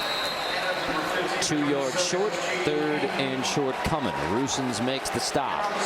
This is a critical drive for Georgia Southern. With them being down 16 points, it's not only a critical 3rd down conversion, but to your point, a drive. This is a situation in the game. If Georgia Southern doesn't convert this and end this drive with points, it could get out of hand quickly with the way Liberty's been running the football. Only 2 for 9 on 3rd down. Wirtz option. Wirtz gets just enough. I mean, about half a yard. Oh, he's short. They're going to mark him down short. Looks like he is short. 4th down. It was a great job by Solomon Ajayi shedding the block. And look, you're in a situation where you got to go for this. If you're Georgia Southern, we've seen them punt a couple different times in this situation if they come up short in the ball game. But in a situation like this, you have to dial up the aggressiveness and find a way to convert this. Friend D. Anderson in the replay booth next door has an opportunity to take a look at that one. Not so far. You see the play clock winding down. It looks short to me based on what we saw. Now there's a penalty flag going down. Maybe the staff was hoping. Offense, 5-yard penalty, still 4th down. So you take the delay, you're 4th and inches at the 35, a situation where you certainly might want to go for it. You almost wonder if they were waiting to see if replay was going to get involved. Elbow there, maybe just short. So I mean that's close. Close enough to have looked at it, right. For sure. But instead marked short, 4th and 1. So you saw the elbow down where the football is. As soon as the elbow is down, you see where the football is. It was close, marked short. No official review. Take the delay of game, and now punting, and it's another 3 and out for Georgia Southern. Their 7th of the game, as many points as they have thus far. Incredible. Now Stubbs manages to grab it. Stubbs heading the wrong way, and Stubbs on a wet field slips and falls at the 20. 46-yard punt there from Beck. 23-7, Liberty on Georgia Southern. There have been fewer people more influential to getting the Cure Bowl to Orlando than Alan Gooch, the UCF Athletics Hall of Famer, defensive back and coach for the Knights, the executive director of the Orlando Sports Foundation, and the CEO of the Cure Bowls with John Trippin. Carter, thank you so much. What an atmosphere we have here in a soccer stadium for the first time a football game is being held here. Talk about the scene we have here. Yeah, this is an awesome venue. The verticalness of the stadium, the canopies over the top, keeping the noise in. I mean, people are hearing pads pop that they've never heard out here before. So we couldn't be more excited about that. And $3.7 million for cancer research. This is what this game's about. The Cure Bowl is so unique, so different than all the other bowl games out there. We see the players, they visited the hospital this week. There's so many things outside of the game. What is it that differentiates this bowl game? Well, just that, you see Georgia Southern that's got such great tradition in football, and they have pink in the helmet. I mean, they were all in on everything that's going on. This is Liberty's first game. They traveled well. The synergy, it's awesome. What a great scene. Great job. Thank you so much. Thank you. Enjoy the rest of the game. Thank you. Carter? And while John and Alan were chatting, it's an interception by Javon Singletary, just the 6th pick thrown this year by Buckshot Calvert. And it starts because of pressure again in Calvert's face. We talked about decision making. When he's under pressure, he He's been clean this year, but Calvert just regressed to the quarterback he was a year ago when he turned the ball over 18 times. That's the exact play that Georgia Southern needed. Now it's time for their offense to capitalize to help them get back in this ball game. Singletary, the true freshman, starting in place of Donald Rutledge Jr., ineligible to play in the bowl game, has a pick, but Liberty playing the top D that they have all game long. It's Elefante with the stop on Wesley Kennedy.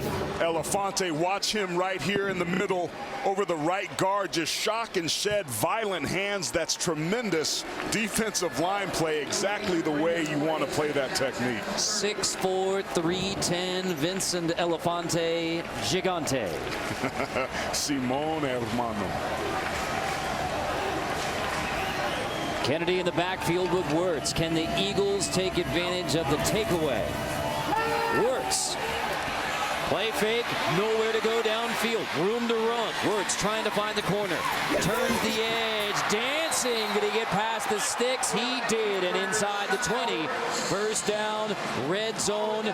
Shy Wirtz just barely turns the corner. If they want to get back into this ball game, it's going to have to be Wirtz. There he did a nice job of running around Clark and the rest of that defense. Some good pursuit that time by Dupree to get him down on to the ground, but he's the player that can make this offense go. They wanted to throw the ball downfield. I don't mind the play calls, nothing there, and he took off. He waited a little bit longer. I'd like to see Wirtz start to trigger quickly if the throws downfield aren't there, so we can see more plays like that. The INT by the Eagles, just their 8th this year. Murray and Mashad, play clock winding down, timeout, and timeout. Georgia Southern, their first of the second half. 30 seconds in length.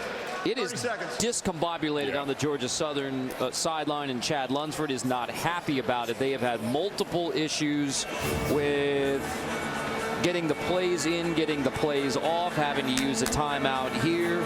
Saw all sorts of wackiness at the end of the first half, but it is it's not a smooth operation right now on the Georgia Southern sideline. It's not. And it's not what has allowed this program to ascend to the FBS and win 2 of these bowl games. That sort of lack of execution is not what this team has done a tremendous job of doing all season long to even earn the right to be here. Coach Lunsford ultimately is responsible, but his frustration indicates that this has been a group effort across the board. No excuse for that in that point of the field with the game in a situation like this to have to burn a timeout because you can't get the right personnel on the field and lined up correctly. So 2 left, but if the Eagles are going to mount a comeback in the second half, the time is now. Out of the bobsled on 1st and 10 in the red zone. Wirtz takes the handoff, option. Wirtz keeps it, tucks it inside the 15. Takes a big pop from Elefante. Gain of only 3. Just a really nice job by Dupree playing this unhinging from that second level. Some good pursuit that time by Liberty. Liberty is flattening this defense out because of their defensive line. Elefante and those boys up front are allowing the linebacker crew to run free and make plays. We talked about the strength being the front 7. That's been on full display for most of the afternoon. 3 wide receivers on 2nd and 7. Kennedy with Wirtz in the backfield. It is a reverse.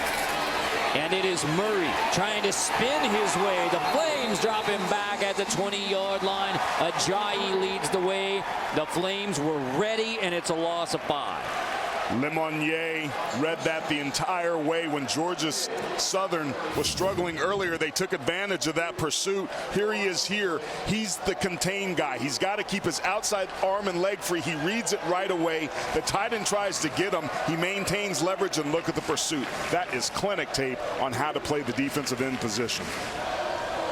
And forces you back into 3rd and long. The Flame defense has been stout. Wirtz out of the gun.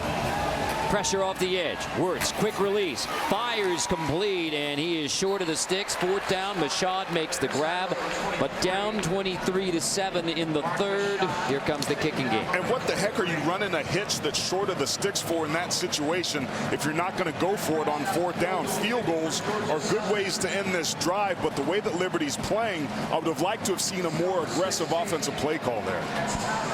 Had to come back to get it and short, so now here it comes. Short kick for Tyler Bass, 28 yards. Mentioned before, he's had 2 blocked. The 28-yarder sneaks in, 3 on the board. Just the second scoring drive for Georgia Southern. So the Eagle defense gets the INT. Flames keep him out of the end zone, 23-10. Football right now, but it is the overlap that we enjoy so much, because tonight the road to the Final Four, 6:30 Eastern. John Rothstein, part of the Windy City road trip, will be there for Dayton versus Colorado and Northwestern at DePaul, 8:30 Eastern, only on CBS Sports Network. It has been quite a bounce back year for DePaul Blue Demon basketball. It has been a long time since they have been 11-1, back to the days of Mark Aguirre. So the Blue Demons making some noise. Tell you who else is making noise on the basketball court. The Liberty men's basketball team under our friend Richie McKay, who is now 13-0, trying to go 14-0 today versus Akron. Great start to the basketball year for the Liberty Flames as well. Been a good year all around. Little trickeration there by Southern. Those are the things that you have to be disciplined with your eyes. This could be a animal that's got its back against the wall now. You got to be careful and alert for those specials. Lewis will let it sail through, touch back to the 25-yard line. Well, Carter, I got to tell you, coming into this ball game, it was clear Buckshot Calvert was the reason they got to this game, and he was red hot early, finding Huntley a couple different times, allowing his receivers to go up and get the football. That RPO, even with pressure in his face, he finds Anthony Gandy Golden. But due to the pressure by Johnson on that last play, he throws an interception, just his 6th of the season, and Georgia Southern capitalizes with the field goal. If you're Liberty, get back to the run game, take the pressure off Calvert so he can settle down, and then take your shots when they present themselves. You mentioned it earlier, after 18 INTs last year, that's just 6 this season. Mack on the ground, and this is the recipe Hugh Freeze wanted from the offense, and maybe especially after a pick. Great shot of CJ Wright there. He's had a heck of a game up front. This defensive line interiorly is giving Liberty a ton of problems. They ran some divide. They ran some of their bigger personnel. Here they're back to a single tight end, 3 wide receivers. Excuse me, there are 2 tight ends out there. They're going to their bunch set. Let's see what they do here with both those tight ends on the field. Out of the 12 personnel on 2nd and 9. Play fake. Calvert to the air. Caught on the edge and room to run for Shaw. Down the sideline. Wrestled out near the Georgia Southern 30-yard line by Duncan. So you show a run formation and get it in the air to Shaw. This is Shaw's 2nd catch of the game, and it's a huge one. Watch what he does, taking a great angle after that catch and puncturing the defense, getting vertically. Jesse Liptrot, a captain on this team, takes a bad angle, gets beat, and allows for a huge gain, and the Flames on the move again. Goes for 43. Calvert now over 12,000 passing yards, and on the flea flicker, he wants more. Buckshot to the air, and it's picked off again. Vildor has the INT after only 5 interceptions all year. Back-to-back possessions with a pick. Ruling on the field is an interception by Georgia Southern. 1st down. Carter, that's the one-on-one matchup that we were talking about against Vildor, against those 2. Anthony Gandy Golden, watch, he comes off the line trying to sell it. After the flea flicker, he comes back. That ball should never be thrown if you're Calvert. Watch Vildor's eyes the whole time he's watching the quarterback. Boom, he triggers, he breaks on it off his plant foot, and Georgia Southern's defense steps up huge again because of the costly mistake by Calvert, who's very quickly regressing to what we saw last year. Can the Eagles take advantage, though? Play action. Wirtz hit as he throws, deep shot downfield across the 50, and it is caught. Wow. Mashad wins the fight for the football all the way to the 31. In real time, I thought this was an interception. Great position that time by Delaney. but good hand fighting and checking, and look at the concentration, unbelievable.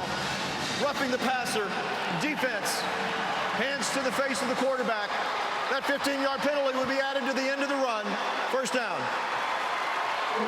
Eagles flipping the script now. Things very quickly devolving for the Liberty Flames. Just tremendous concentration to keep that ball alive by Mark Mashad. And then the costly late hit by Clark moves the sticks.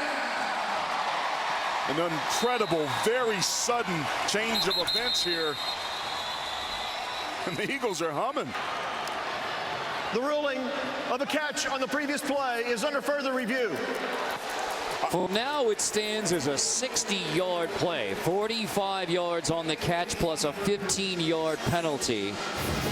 Dabney in a fight for the football with Mashad, who wins. Ruling on the field, catch.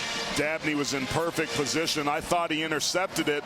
When he got up and waved his hands, no catch right here, I'm like, oh, nice defensive play. But Mashad, who's beaten, they're hand checking, being physical there, goes up. The ball lands right in front of his face. He never takes his eyes off of it, and he makes that catch. Anderson, our replay official, having a look. The ball never touches the ground, man. On the field, it's a 45-yard completion, and in replay, it looks like a 45-yard completion will stand. Dabney with a nice job there. I called him Delaney earlier. My apologies. Perfect position. I thought he made a heck of a play. I was shocked when 23 got up and showed the football, and he's absolutely right. That is a big first down here in the third quarter. Those are the plays that get you back in ball games, get your mojo back on the sideline, and reinvigorate that belief that you can get to 3-0 in bowl games. We opened the show about what's at stake and what's on the line here. There was immediate pressure, but this is just great concentration, and by far the biggest play of the day if it stands for Georgia Southern. In fact, if it stands, it ties the longest pass completion of the year for Georgia Southern at 45 yards. Again, still under review to make sure Mashad comes down with the football. Ruling on the field complete for 45 yards. Listen to this stat line so far for Shai Wertz. 6 for 12, 21 yards, no touchdowns, and an interception. The forward pass game has not been an option for this triple option team, but they just came up huge here. After reviewing the play, the ruling of a catch stands. First down.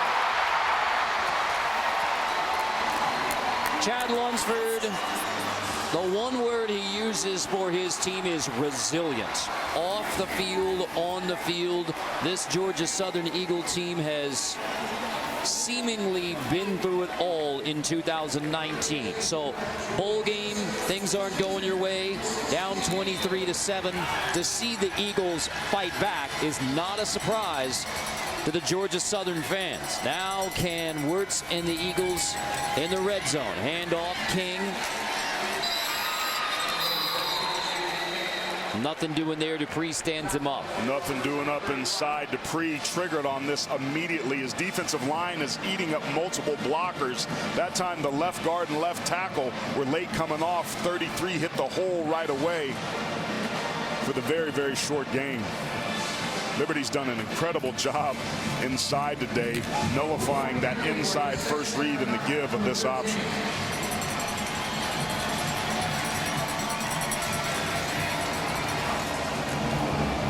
Wirtz, hand. That's King. Stood up again. Driven back again. Liberty defense playing tough in tight. Lemonnier, Elijah Mitchell, Tyron Dupree all in on the tackle. Watch Elijah Mitchell, number 97 right here. This is how you defeat blocks. You're going to get blocked in the triple option. Got two defenders there. Maintains his gap. Wanted to release inside. Has enough pressure on the offensive lineman that he can shock and shed him and make the tackle in the opposite gap. I love it when you go shock and shed. I'll tell you what, I'm glad I'm up here not playing against the way both of these D-lines are playing. It's impressive. Prior to third down, timeout, Liberty. Timeout, Liberty. This will be a 30-second timeout. 30 seconds in length. I really like this play call by Hugh Freeze. This is an extremely important down. If Liberty can hold Georgia Southern to a field goal here, it still maintains that 10-point double score game that's really hard for Georgia Southern to bring it back. Take a look at this, the point differential for Liberty on what they do offensively early in the game, plus 71 points, to how they end games. They start fast, but they flame out, and that's exactly what we're seeing here this afternoon. Let's see what you did there. Yeah, buddy. Took my ginkgo biloba today. that wasn't something from the training room. Now Buckshot 2 picks after throwing only 5 this year, and then again for a Georgia Southern defense that had only 7 INTs on the year coming in. Back-to-back picks, and now 3rd and 8 in the red zone. Kennedy in the backfield with Wirtz. On 3rd and 8, Wirtz to throw. Wirtz is going to tuck it. He's going to scramble, and he is drilled. Lemonnier and Ajayi combine on the stop to force 4th down. Offense stays on the field for now, but I tell you what, Wirtz going to come out, and the field goal unit is on. Wirtz took a big shot on that 3rd down scramble. Great job by Liberty defensively to limit Wirtz's options to throw. These are the plays I'm talking about. I'd like to see him tuck it and go earlier. And if you're Liberty, you have to be careful of a fake field goal here. This is the perfect spot on the field to try it if you're going to do it. Made from 28, this from 30. The kick is good. 3 more on the board, but it is back-to-back interceptions by the Georgia Southern defense, and it has led to only 6 points. Celebrating for now with a takeaway chain, but it's still Liberty by 10. Pink paint being very well utilized by those Eagles fans, hoping for a comeback here in Orlando. 3 turnovers in the game total. All 3 have resulted in field goals, and that's kind of why you have the 10-point separation rather than Liberty being able to run away with it or Georgia Southern being able to fully get back in the football game, because on the quick change, the defenses have done their job. Lewis, back of the end zone, will hit a knee, take it to the 25-yard line. So for Buckshot Calvert, I mean, this is amazing with the 2 INTs out of the last 3 passes thrown, and the numbers throughout his Liberty career have been so terrific, especially as a senior. That's really surprising to see at this point. It's incredible, really. He's completely melting down in big moments. He's got to settle himself down. We saw Liberty open the second half running 12 personnel, 1 running back, 2 tight ends, being physical and having a lot of success. They should strongly consider getting back to that until their quarterback can settle down. He had 2 INTs in the previous 10 games, and then 2 picks on 3 snaps. Missed that one too. That's a quick screen on the outside and just a miss from Calvert. There's 3 different types of throws that a quarterback can make. A touch pass, which is this, sometimes they're hard to do. That ball has to be located perfectly to allow the receiver to run after the catch. Of all the throws that this big arm quarterback has, those touch passes clearly are the ones that he seems to struggle with the most. He's got a big arm. The drive throws and the firm arcs, he does a really nice job of. That one's wide and incomplete, intended for Antonio Gandy Golden. Vildor was tracking that one as well. You're in 3rd and 10. This is what Vildor does so well. Watch his eyes. You can't really see it. A little bit of pressure there, but the whole time he's keeping his eyes on the quarterback and breaks. And there's another ball that's not on target, an out-breaking route. Another miscue that time by Calvert for a wide open number 11. Pressure off the edge on 3rd and 10. Calvert steps up and delivers. Gandy Golden went down to the knee, made the grab, but he was past the sticks. 1st down, Liberty. Antonio Gandy Golden runs the route perfectly. Watch this stop, man. Just incredible. He stops. Vildor keeps running for another 4 or 5 yards, creates that separation. Those are the sorts of plays and route running that has the NFL curious. about the skill set of number 11. That's a Sunday matchup right there on the edge. Amen. Hickson, nothing doing on first down. Trying to get back to the ground game, and you already started looking at the clock right now. After you pick up that first down, it's third quarter, but this is what Hugh Freeze wanted out of his offense in the second half. The ability to run the football, run the clock, protect the lead. That was another play with 2 tight ends on the field, another divide play. Split flow zone where you bring the tight end across and kick out and try to find a gash up in the middle, but the Eagles defensive line holds, allows their linebackers to get a short gain. Pressure coming on second down. Calvert hands off. Hickson right into the run blitz. Got 3 yards. It was a tough 3 yards too, because Wade comes up to lay the lick. Scott Sloan, the defensive coordinator, being very aggressive here with his defensive play calling. There's Wade sitting right there in the hole. Get some help from the inside as well. That's tough, aggressive play. The Eagles know what's at stake here, and they give themselves a very makeable third down. Again, they've had success getting after the passer. They'd love to do that here. One-on-one bottom of the screen. Calvert escapes the pressure for now. Buckshot on the run. Shoved out of bounds short of the first down. You got 4th down coming for Liberty right around midfield. Johnson finally shoves Calvert out. Interesting decision here if you're Hugh Freeze about what it is you want to do. Offense staying out there.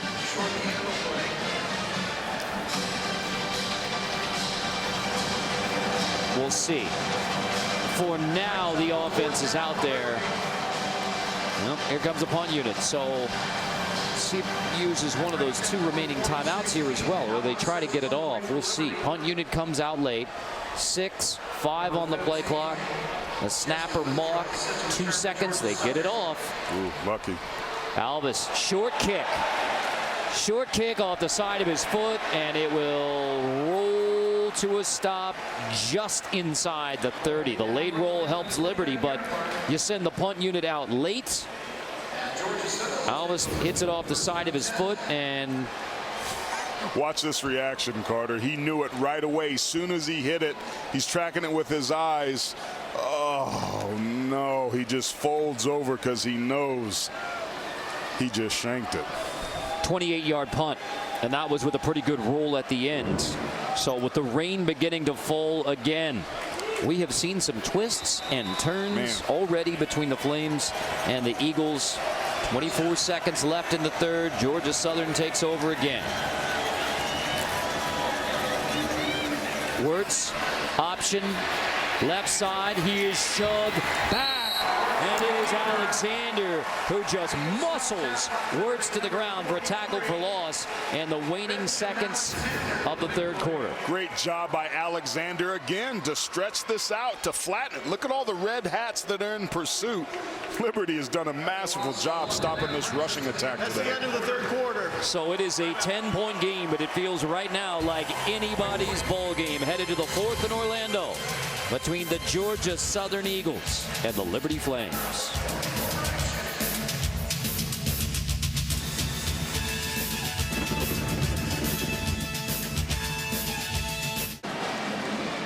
Fourth quarter, the FBC Mortgage Cure Bowl presented by the Orlando Sports Foundation. The Breast Cancer Research Foundation is dedicated to ending breast cancer by advancing the world's most promising research. Get involved at bcrf.org.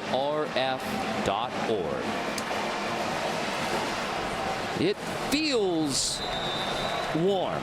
It looks chilly with the rain coming down here in Orlando, Florida as we begin the fourth.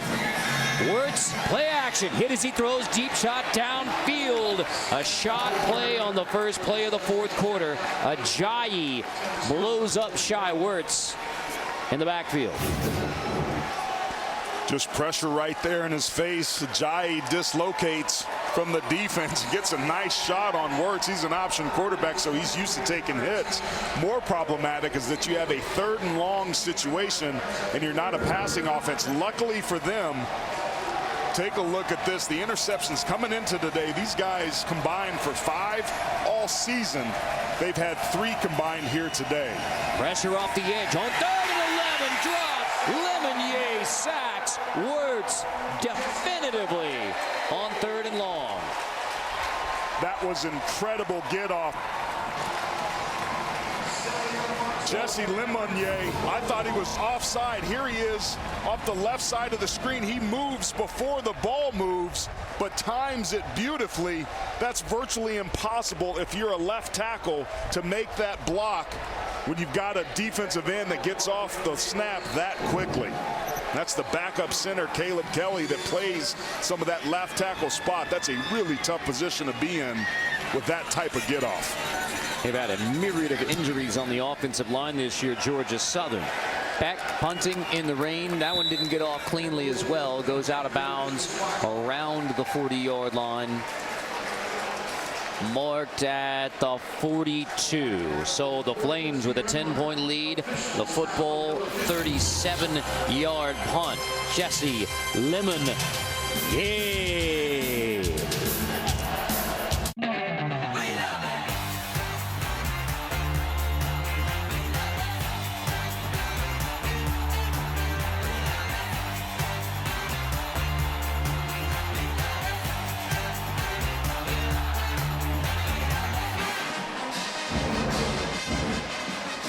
Fourth quarter in rainy Orlando, Florida. Liberty by 10. Offense has gotten a lot of the headline for the Liberty Flames, but the defense has been terrific today. Yeah, he certainly has. Scott Simons has done a masterful job against this triple option offense. It was top 10 coming into the season, or coming into today's game. 2 for 11, or 13 on 3rd down, only 3 yards per carry. This side of the ball has been doing its job. Mack takes it to the 46. Best starting field position today for Liberty as they get it at their own 42. And this is that complementary style of offense that we talked to Hugh Freeze about throughout the week, knowing that he wants to protect his defense. Look, they're just letting time bleed off here at the start of the 4th quarter. That's very different for an RPO-based offense that has been lights out over Hugh Freeze's career, running faster than almost any other offense in the country. On 2nd down, Mack pushing. Mack gets it to the 50, couple yards short. We talked about how Georgia Southern has done a terrific job of scoring from everywhere else. 6 non-offensive touchdowns, and you kind of feel at this point, 10-point game. Yes, they have a couple of picks, but you're going to need something else, something wacky to happen for Georgia Southern, because the Flames, despite the 2 turnovers in the second half, still in command. Yeah, Calvert really struggled throwing the football. That run game's been there for him, though. From the 50, handoff again. 3rd straight run for Joshua Mack. He stood up and driven back. Raymond Johnson III forces 4th down. Here's a situation where Liberty needs to consider whether or not they're going to go for it. They thought about it the last time. There was some indecision, but once again, being curious, they run 3 plays. They go 3 and out. It takes a little bit of time off. I would have liked to have seen them, with the way that they've been running the ball, go for it here. But Hugh Freeze, thinking otherwise, electing to be conservative and hoping his defense, Scott Simons' club over on that side of the ball, can come through again. Alvis's last punt, just 28 yards. Just the second 3 and out. The other was the opening drive for Liberty. Go out of bounds around the 25-yard line. So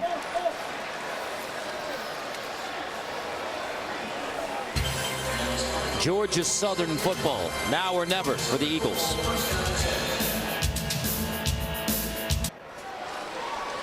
Let us revisit our keys to the game, brought to you by Ryan. Where Liberty offensively protect the quarterback. Only 1 sack allowed, but it's been the run game in the second half that's really stepped that up. Forced 3rd mediums. They've been masterful on 3rd down. Simons' group has. Georgia Southern offensively plays small ball. They play too small. Only 3 yards per carry. Time of possession is virtually even, but defensively, the big plays hurting the Eagles once again. That is Kennedy, who takes the direct snap, and Kennedy slips through and has a 1st down. There is a flag down.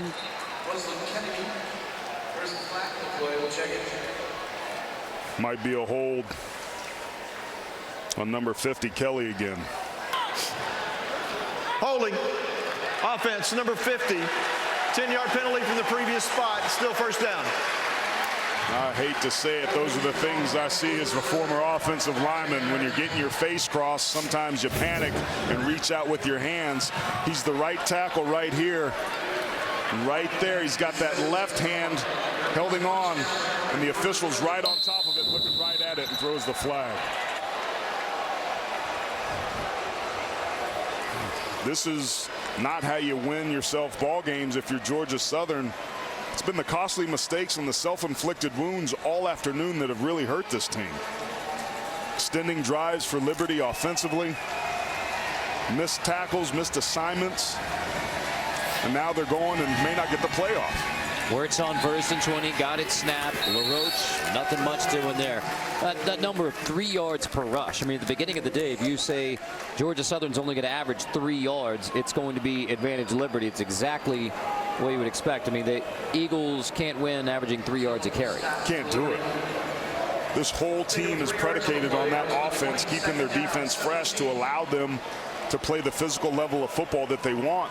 But they've been masterful. The extra time getting ready for the bowl game eliminates a lot of the advantage that a triple option offense presents.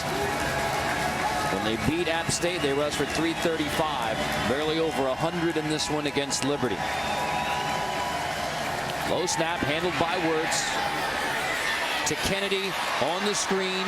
Kennedy crosses the 20-yard line, but nothing much in the open field as well for Kennedy. And they're struggling to get anything going right now for Georgia Southern. I like that play call. They're going to slip Lemonnier with a screen there, and then he gets the ball and then he gets lateral. This defense that I didn't think had a tremendous amount of speed is playing extremely fast today.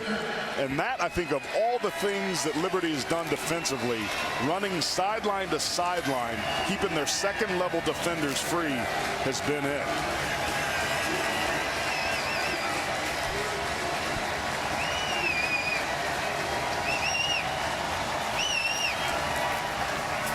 So now forced to throw on 3rd and 15. Wirtz rolling, desperation downfield into the Liberty bench, and the Flames come up with another stop. 4th and 15, no chance to go for it here. 10:09, Flames will get it back. Ajayi puts the pressure on Wirtz. And because of those passes, it doesn't take much time off the clock. This sort of offense will appreciate that. But defensive coordinator Scott Simon's group comes through again. Great couple first down stops. Then the penalty by Georgia Southern. And they back themselves up and are punting it away. 9th punt for Beck on the 9th 3 and out by Georgia Southern. Impressive. Backing up all the way inside the 25 for Stubbs. So Liberty playing in the first bowl game in program history. A 10-point lead, 10:02 away from a bowl win.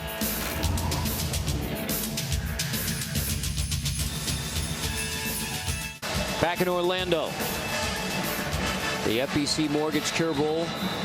Carolyn Bird hoping that the Eagles can fight back. Rashad's mother, they've brought us on the air today talking about her fight.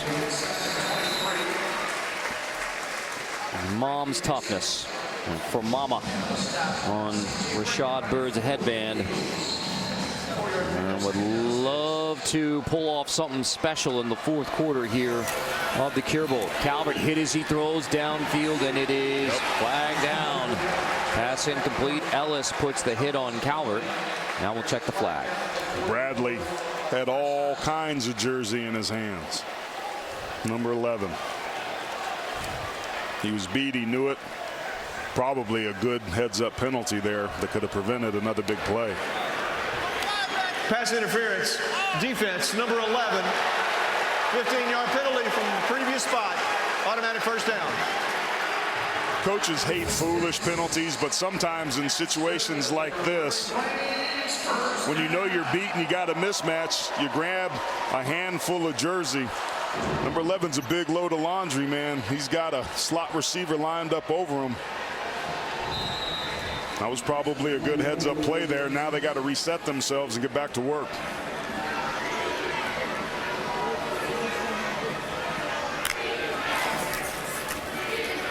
Calvert, hands, Hickson diving forward near the 50.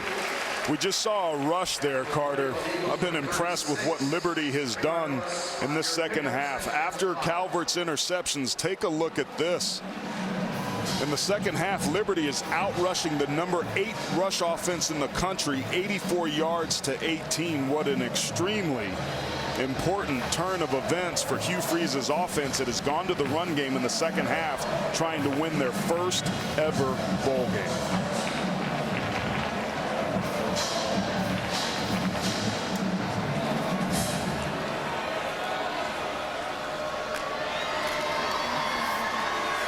Fake it, toss it. Oh, that was a tight window for Antonio Gandy-Golden, but Buckshot managed to thread it in. That's the arm strength, and that's a confidence-building throw. Look at that torque on it. You hit the nail on the head, buddy. That was a small, tight window, but look at the velocity. And then the heads-up play there at the very end by Gandy-Golden. Did you see it? He started to turn his body to protect the football. That much confidence in his hands. 300-yard passing games this season, 7 all-time. Well, Georgia Southern runs a totally different all-time 5. Pretty amazing. You go back a couple years ago when the Flames beat the Baylor Bears. He threw for 447 and 3 TDs in that game. Now it's Buckshot handed it off mostly here in the fourth, trying to protect the lead. Gandy-Golden, by the way, new school single-season record, breaking his own. I mean, pretty much if you go passing records, Buckshot's got most of those, breaking most of his own. Antonio Gandy-Golden, he's rewritten the record book for Liberty wide receivers as well. And yes, first bowl game, but the football program goes back to 1971 on Liberty Mountain. He's a human highlight reel. Came into this game averaging 6 catches for 111 yards per game. He's been their go-to guy and a steady force for multiple years, which is why he's going to enjoy himself a nice opportunity on Sundays. Calvert hands to Hickson. Hickson with a stiff arm. That's a tough run to take it to the 25-yard line and give you 3rd and short. Nice job keeping Hickson's legs driving here. Watch him run through the arm tackle there.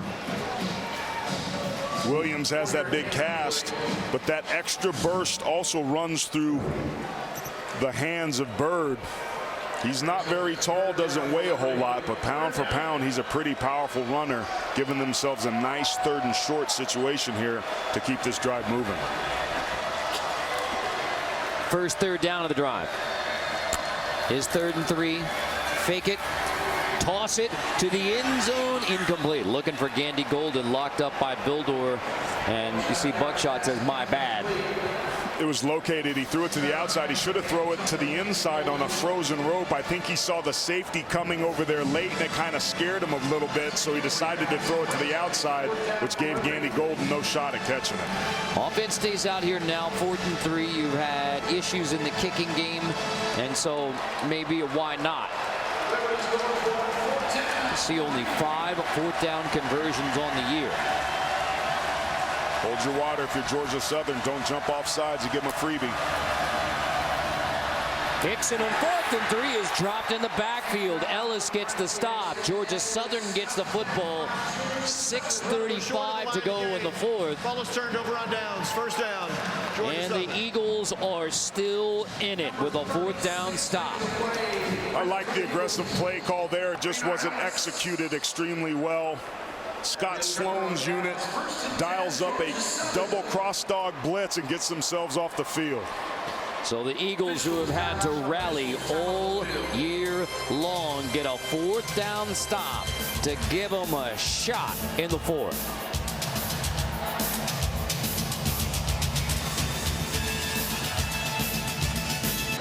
Liberty 23, Georgia Southern 13. Coming up next, send you back to the studio, get you the latest updates, including bowl game action right now with Florida Atlantic putting together a pretty good effort. That is coming up next with Brent Stover, Houston Nutt, Kevin Carter, and Aaron Murray. After the 4th down stop, Georgia Southern takes over. We'll go back and talk about that 4th down stop here in a sec. Wirtz complete. That's Kennedy on the edge. Kennedy gets the drive started with the 1st down. Wilson shoves him out. It's a beautiful job there of throwing a nice touch pass. That's really what kind of got this offense opened up after a couple back-to-back 3-and-outs with those swing passes. Of all the balls Wirtz throws, those are among the best. Get some speed and space to your running backs and let them do their thing. 12-yard gain. They're down by 2 scores with only 6 minutes. They're going to have to score and score here probably relatively quickly. Remember the timeout that they burned. That's something to keep an eye on. Wirtz option on the right side. Hit low as he gets to the 44-yard line. Wilson brings him down. Tough young man, Shai Wirtz. He's been so fun to watch, man. To be an option quarterback, you have to have some moxie. You got to be a tough dude and be composed and not be averse to contact. On second down, option near side. Fakes the toss, shakes his way for a first down. Shai Wirtz moves the chains, crosses the 50, a gain of 8 more. This is one of the first times we've seen Shai Wirtz keep that football with the great play fake there. Forces the safety to overrun. He runs underneath him to convert.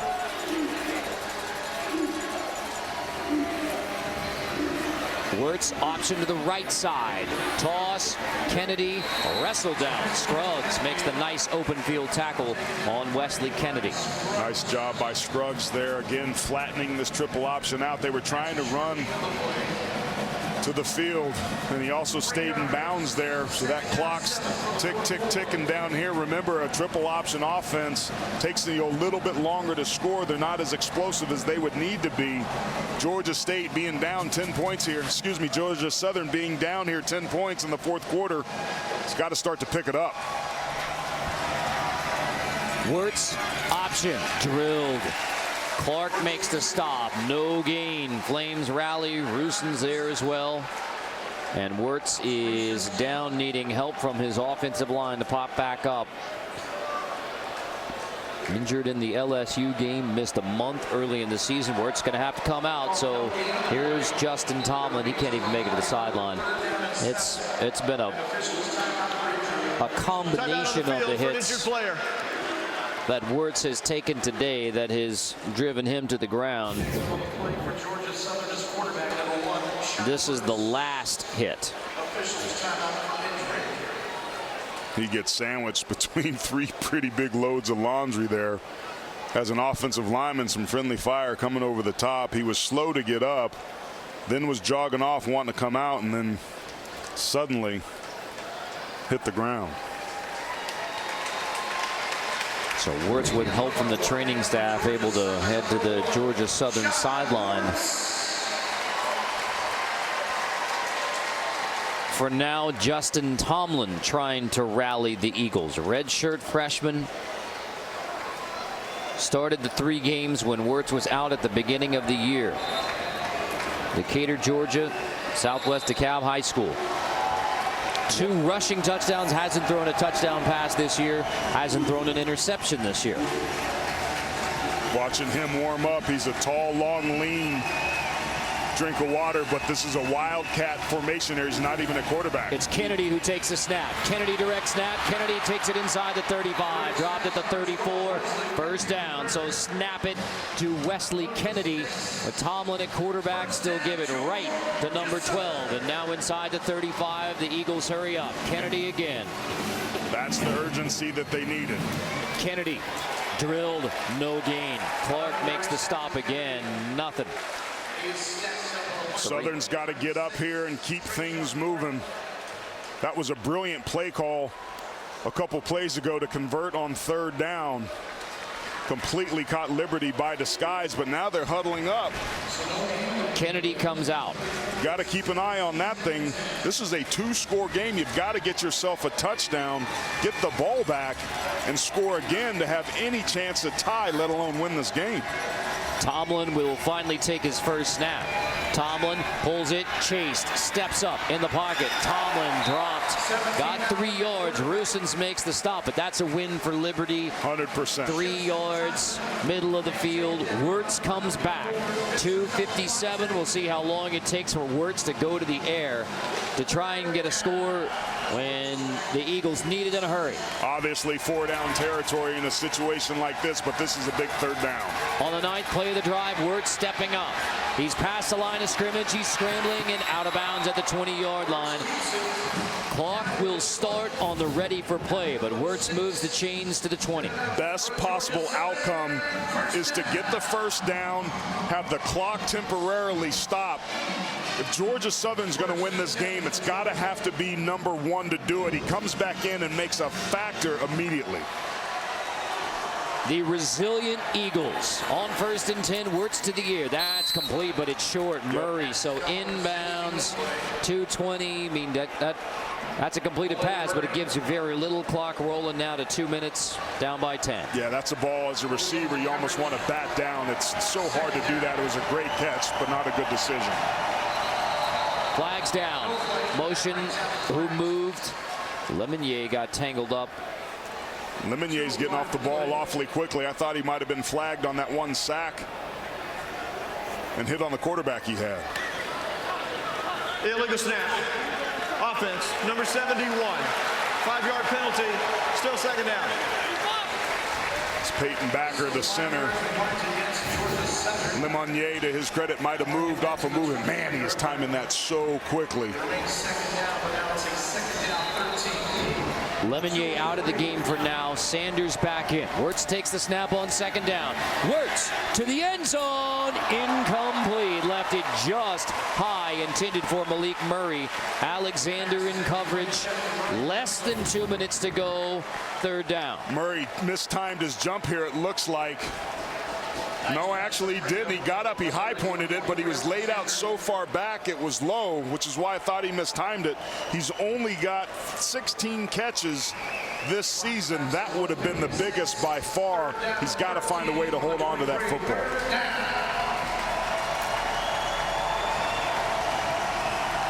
Third and 13.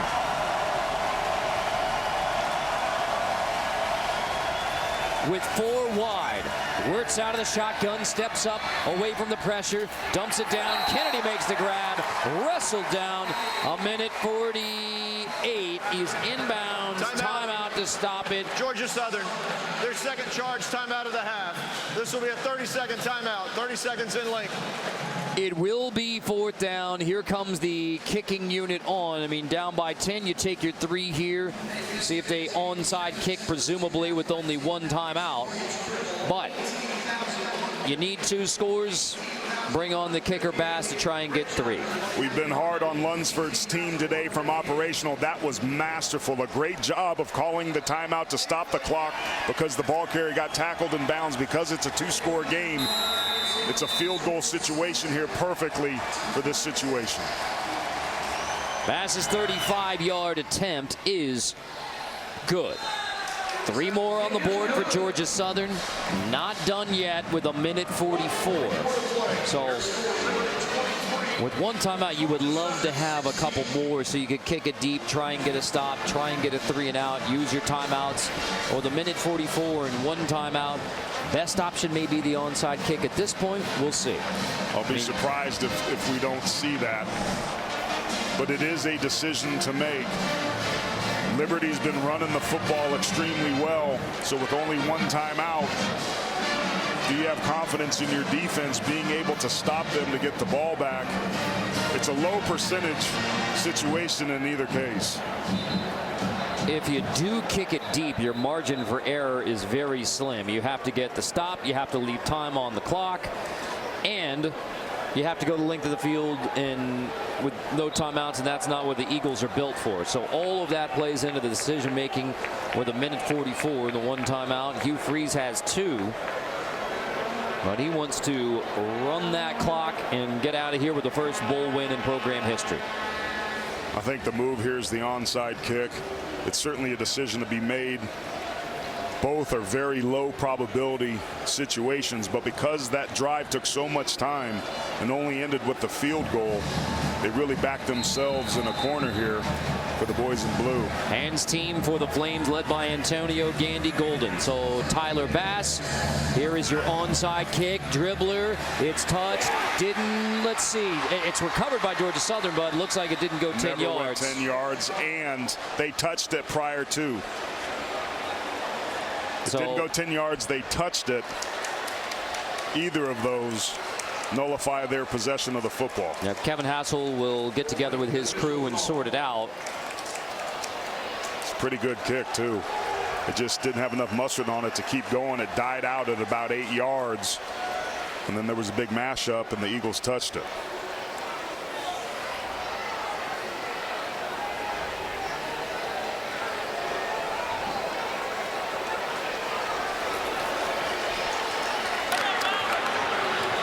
The kick was illegally touched by a member of the kicking team before it went 10 yards. It'll belong to the receiving team at the spot of recovery. First down. Liberty Bowl with a 7-point lead in 1:44. Good catch there, partner. It's been hard to keep track, but this is what I was talking about, that very high last pop there. And you see it. Perfectly touches Brinson right in his chest. Good job to recover it, but if the ball doesn't go 10 yards, it's illegal touching if the guys in blue touch it first. So now, if you're the Eagles, you need to find a way to get your run defense going, but man, with only one timeout and 1:44 left. The ruling of illegally touching the ball prior to the ball going 10 yards is under further review.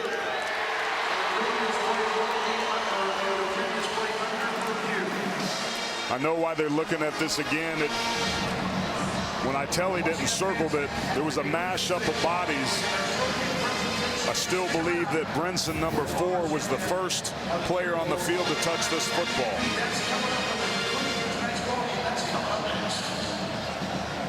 Hits him in the chest. Yep.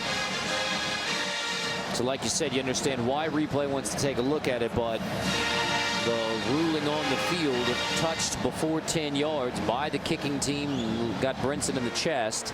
So good effort there by Duncan getting on top of the football. And really nice job by Benton. He's the player in the middle of that, of turning his back and turning away from the football.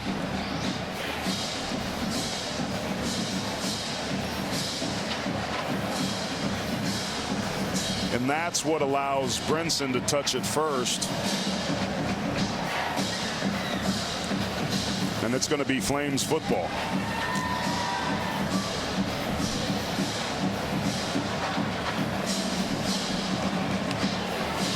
I don't know if he did that intentionally, keeping that left arm out of there. 31. Benton didn't make any play on the football, regardless of whether it was heads-up play or just luck. Liberty's going to take possession of this ball. And only one timeout. If indeed it is Liberty football, you're hoping for a miracle right now if you're Georgia Southern. And that's a fumbled snap. I mean, that's your only shot is a fumbled snap, because Liberty can run the ball out. And man, what a season it will have been for this Liberty Flame football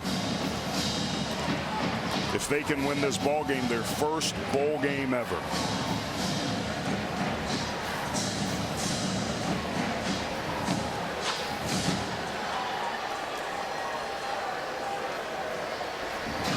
So again, called on the field. Georgia Southern legally touching it before 10 yards. Liberty football with the 7-point lead and only one timeout left for the Eagles.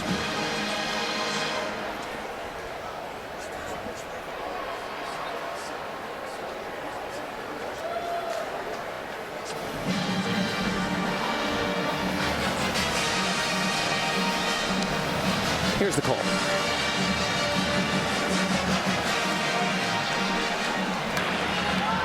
After reviewing the play, the ruling on the field stands. First down, Liberty.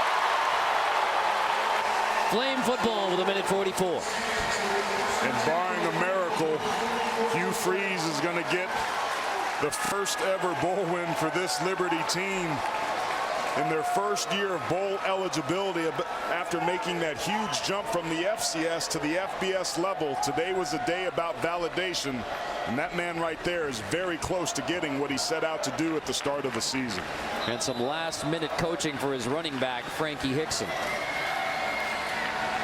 Hold on to the ball, fall down. Buckshot Calvert gives it to Hickson on the right side and in bounds, just trying to stay in bounds and keep it rolling. That was what that last little reminder. Sometimes you get excited in these big moments, man. These guys have been thinking about this all season. Think about the adversity that this team has gone through, both of them, really. But Hugh Freeze missing the first couple games, sitting on the sidelines or the press box in a dentist chair. Comes back week 3. Their best win of the season when he's back calling plays offensively as a part of this team against Buffalo. Now they're just over a minute from making history. So you go victory formation. Yeah, victory formation now. Georgia Southern only one timeout, so not even going to hand it off. Hit a knees, a little pushing and shoving. There's the timeout, the one chance they have to stop it. Prior to third down, 54 seconds. Well, that's your last chance for the Eagles to stop it with the one timeout. Down by 7, the Liberty fans beginning to celebrate, and when you win your first bowl game, you gotta know it's coming. It's about to get icy in Orlando.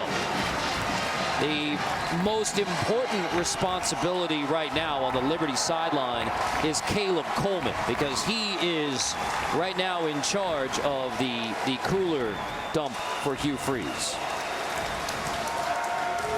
Well, there's still going to be a little bit of time left here for Georgia Southern potentially. But I think I agree with you, partner. It's a much greater chance than not that there's going to be a Gatorade bath that's coming. So snap it on third down. We'll see if they try to run clock on third down or go victory formation and then bleed as much as you can.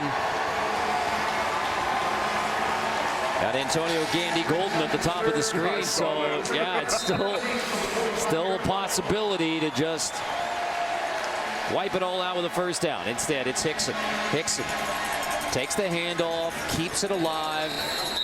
It's blown dead with 45 seconds. There's the clock rolling, and so you just wind it down as much as you possibly can and leave just maximum 5 seconds on the clock for Georgia Southern. And this is where maybe you let the clock run all the way out, take the penalty, snap the ball, and run around go rugby style and kick it as far as you can, or even arm punt it and just throw it in the air. But with 5 seconds to bleed, there's multiple options here to get that last little bit of time off the clock. And this is, you see teams practice these types of plays all the time at the end of practice of how do you get 5 seconds.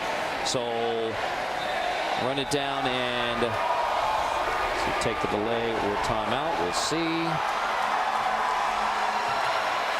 Timeout.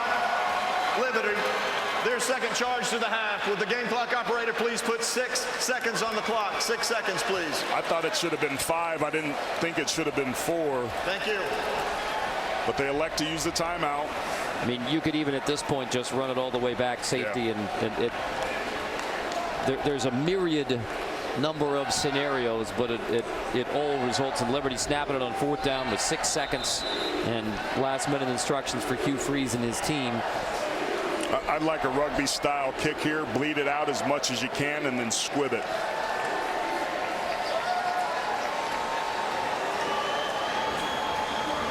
Six seconds away. One snap from your first bowl win.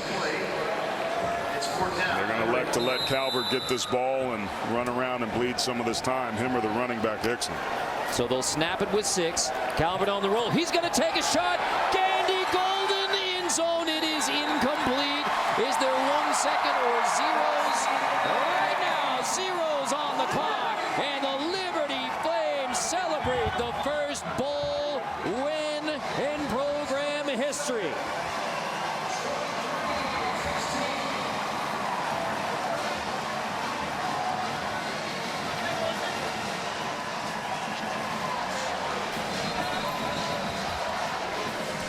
They may need to take a look at this, Carter. With the naked eye, really quickly, it looked like there was possibly 1 second left on the clock. The ruling on the field is the clock reached 0 prior to the end of the play. The game is over. It is in the books now. The Liberty Flames win the 2019 Cure Bowl. Hugh Freeze in his first season leading Liberty football guides the Flames to their first bowl win. Oh my gosh, man. There should be 1 second left on this clock. Obviously, we can't hear when the whistle was blown, but in real time, I saw that second. I don't know if it would make much of a difference in the big picture, but Georgia Southern probably deserves to have an opportunity to get this ball back on the plus side of the 50.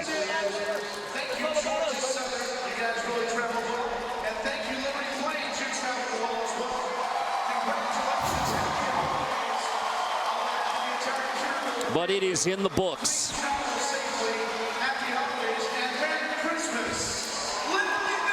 And it is a bowl celebration unlike any other you will see in 2019. Bookshot, not his best day in his last game as Liberty quarterback, but he gets to celebrate a tremendous career guiding Liberty to the bowl win over Georgia Southern.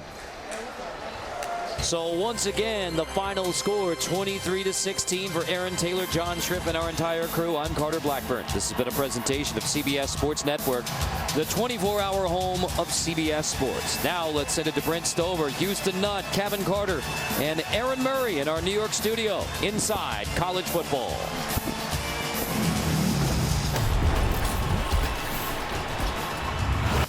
Tremendous job, guys. We'll be heading back down to Orlando for the post-game celebration, interviews, as well as the trophy presentation. As they mentioned, welcome in for the moment, Kevin Carter, Houston Nutt, Aaron Murray, I'm Brent Stover. Liberty finishes off, coach, an 8-win season, 23-16 victory. To win your first bowl game it's outstanding for your team. Now recruiting gets that much better. There's nothing like winning a bowl game. Now your off season's even better. How about you, Aaron? Yeah, it's a great win. I think there's still 1 second on the clock, though. I would have loved to see maybe a Hail Mary would have been fun there, but defense showed up against this triple option attack, did a great job the entire ball game. Yeah, anytime you're able to basically limit what someone does and keep them basically from being characteristic of what they usually want to do, then you can win the game. Liberty dominated time of possession, won the battle on the ground, and the quarterback was efficient. Hugh Freeze has obviously had a bit of a fall from grace in the last couple of years, but it has to feel good for him to get a bowl win and this program that's obviously relatively new to the FBS to get an 8-5 season, Kevin. Yeah, I mean, this is an accomplishment, like we said. I mean, parts of this team were working today. Frankie Hickson on the ground had over 100 yards. Stephen Calvert, he did enough today, was characteristic of what he's been all season. But the biggest thing is, and Aaron, you hit on it, is their defense. When you can keep someone from doing what they want to do, keep them from their bread and butter, it usually means you win the game. Well, in your first year coaching, it's the culture. You're building a culture here. It's a great start. You get a winning season. You get to a bowl game. You win. Now it's about carrying that kind of momentum now into the offseason. Get ready for spring ball, summertime. Fresh new faces showing up on campus. But it's a great season. Great way to finish it off. Defense, the defense coordinator, the defensive staff, got to give them a lot of credit. You know what it takes to stop the option. There was no running lanes today, guys, nothing. And they did a good job of stopping the backs and the quarterback. All right, so this is day 2 of the bowl season, and in the 5th annual Cure Bowl in Orlando. It's a 23-16 win for Liberty. They finished the season 8-5. Georgia Southern finishes 7-6. Trophy presentation, as well as an interview or 2 or 3 with the winners when we come back on Inside College Football.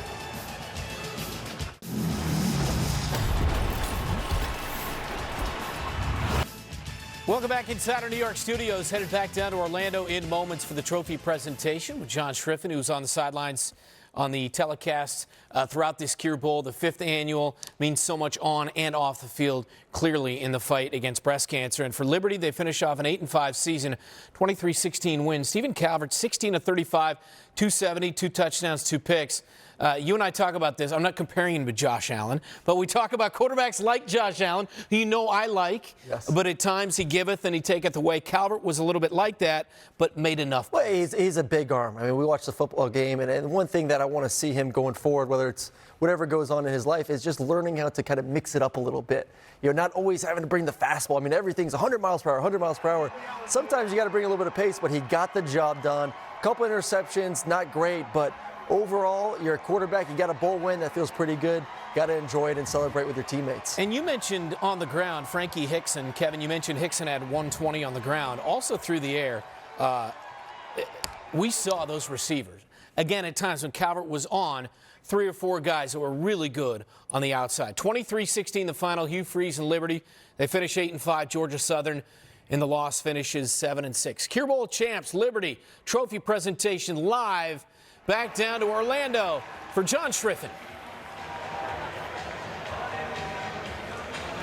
Brent, thank you so much. Welcome into Orlando, everyone watching at home and here in Orlando. First, a round of applause for both teams, Georgia Southern and Liberty. A very hard-fought game. A round of applause.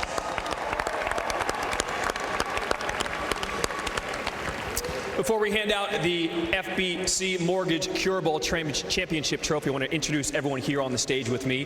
First, Alan Gooch, who's the Executive Director of Orlando Sports Foundation and the CEO of the Cure Bowl. Yes, sir. Scott Rose, who is the President of Orlando Sports Foundation Board of Directors. We have Sal and Rob Nunziata. Sal is the Director of FBC Mortgage, and Rob is the co-CEO.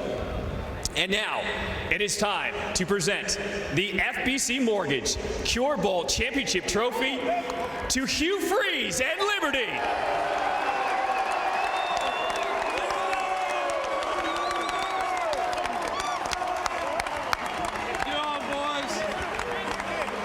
Coach. Oh, you got to kiss it. In your first year of bowl eligibility, you get to the Cure Bowl and now win the first bowl game in Liberty history. Describe, how did you do it? Well, you know, it really starts with, you know, people that have laid the foundation long before me, you know, like the President Falwell's father who set the vision, and then Turner Gill and all the many that came before me, and then the commitment from President Falwell now and our athletic administration led by Ian, and then mostly the kids buying in. You know, these kids, you know, had something to play for this year, and really, without exception, those seniors just bought in and led our football team to 8 victories and a first ever bowl win for Liberty University. And I'm happy for our fans. They're the best. Our band, and it's just, you know, it's a real blessing to obviously have an administration that has trust in you and our staff, and then to have kids that believe in us and we in turn believe in them. And it's a big family at LU. Our fans are incredible, our band, our cheerleaders, our faculty. It's just a great place, and people are going to find out about it, and as we start stacking some recruiting classes on top of each other. Coach Hugh Freeze, congratulations. Thank you so much. Thank you. Let's bring in the MVP, Jesse Lemonnier. Congratulations.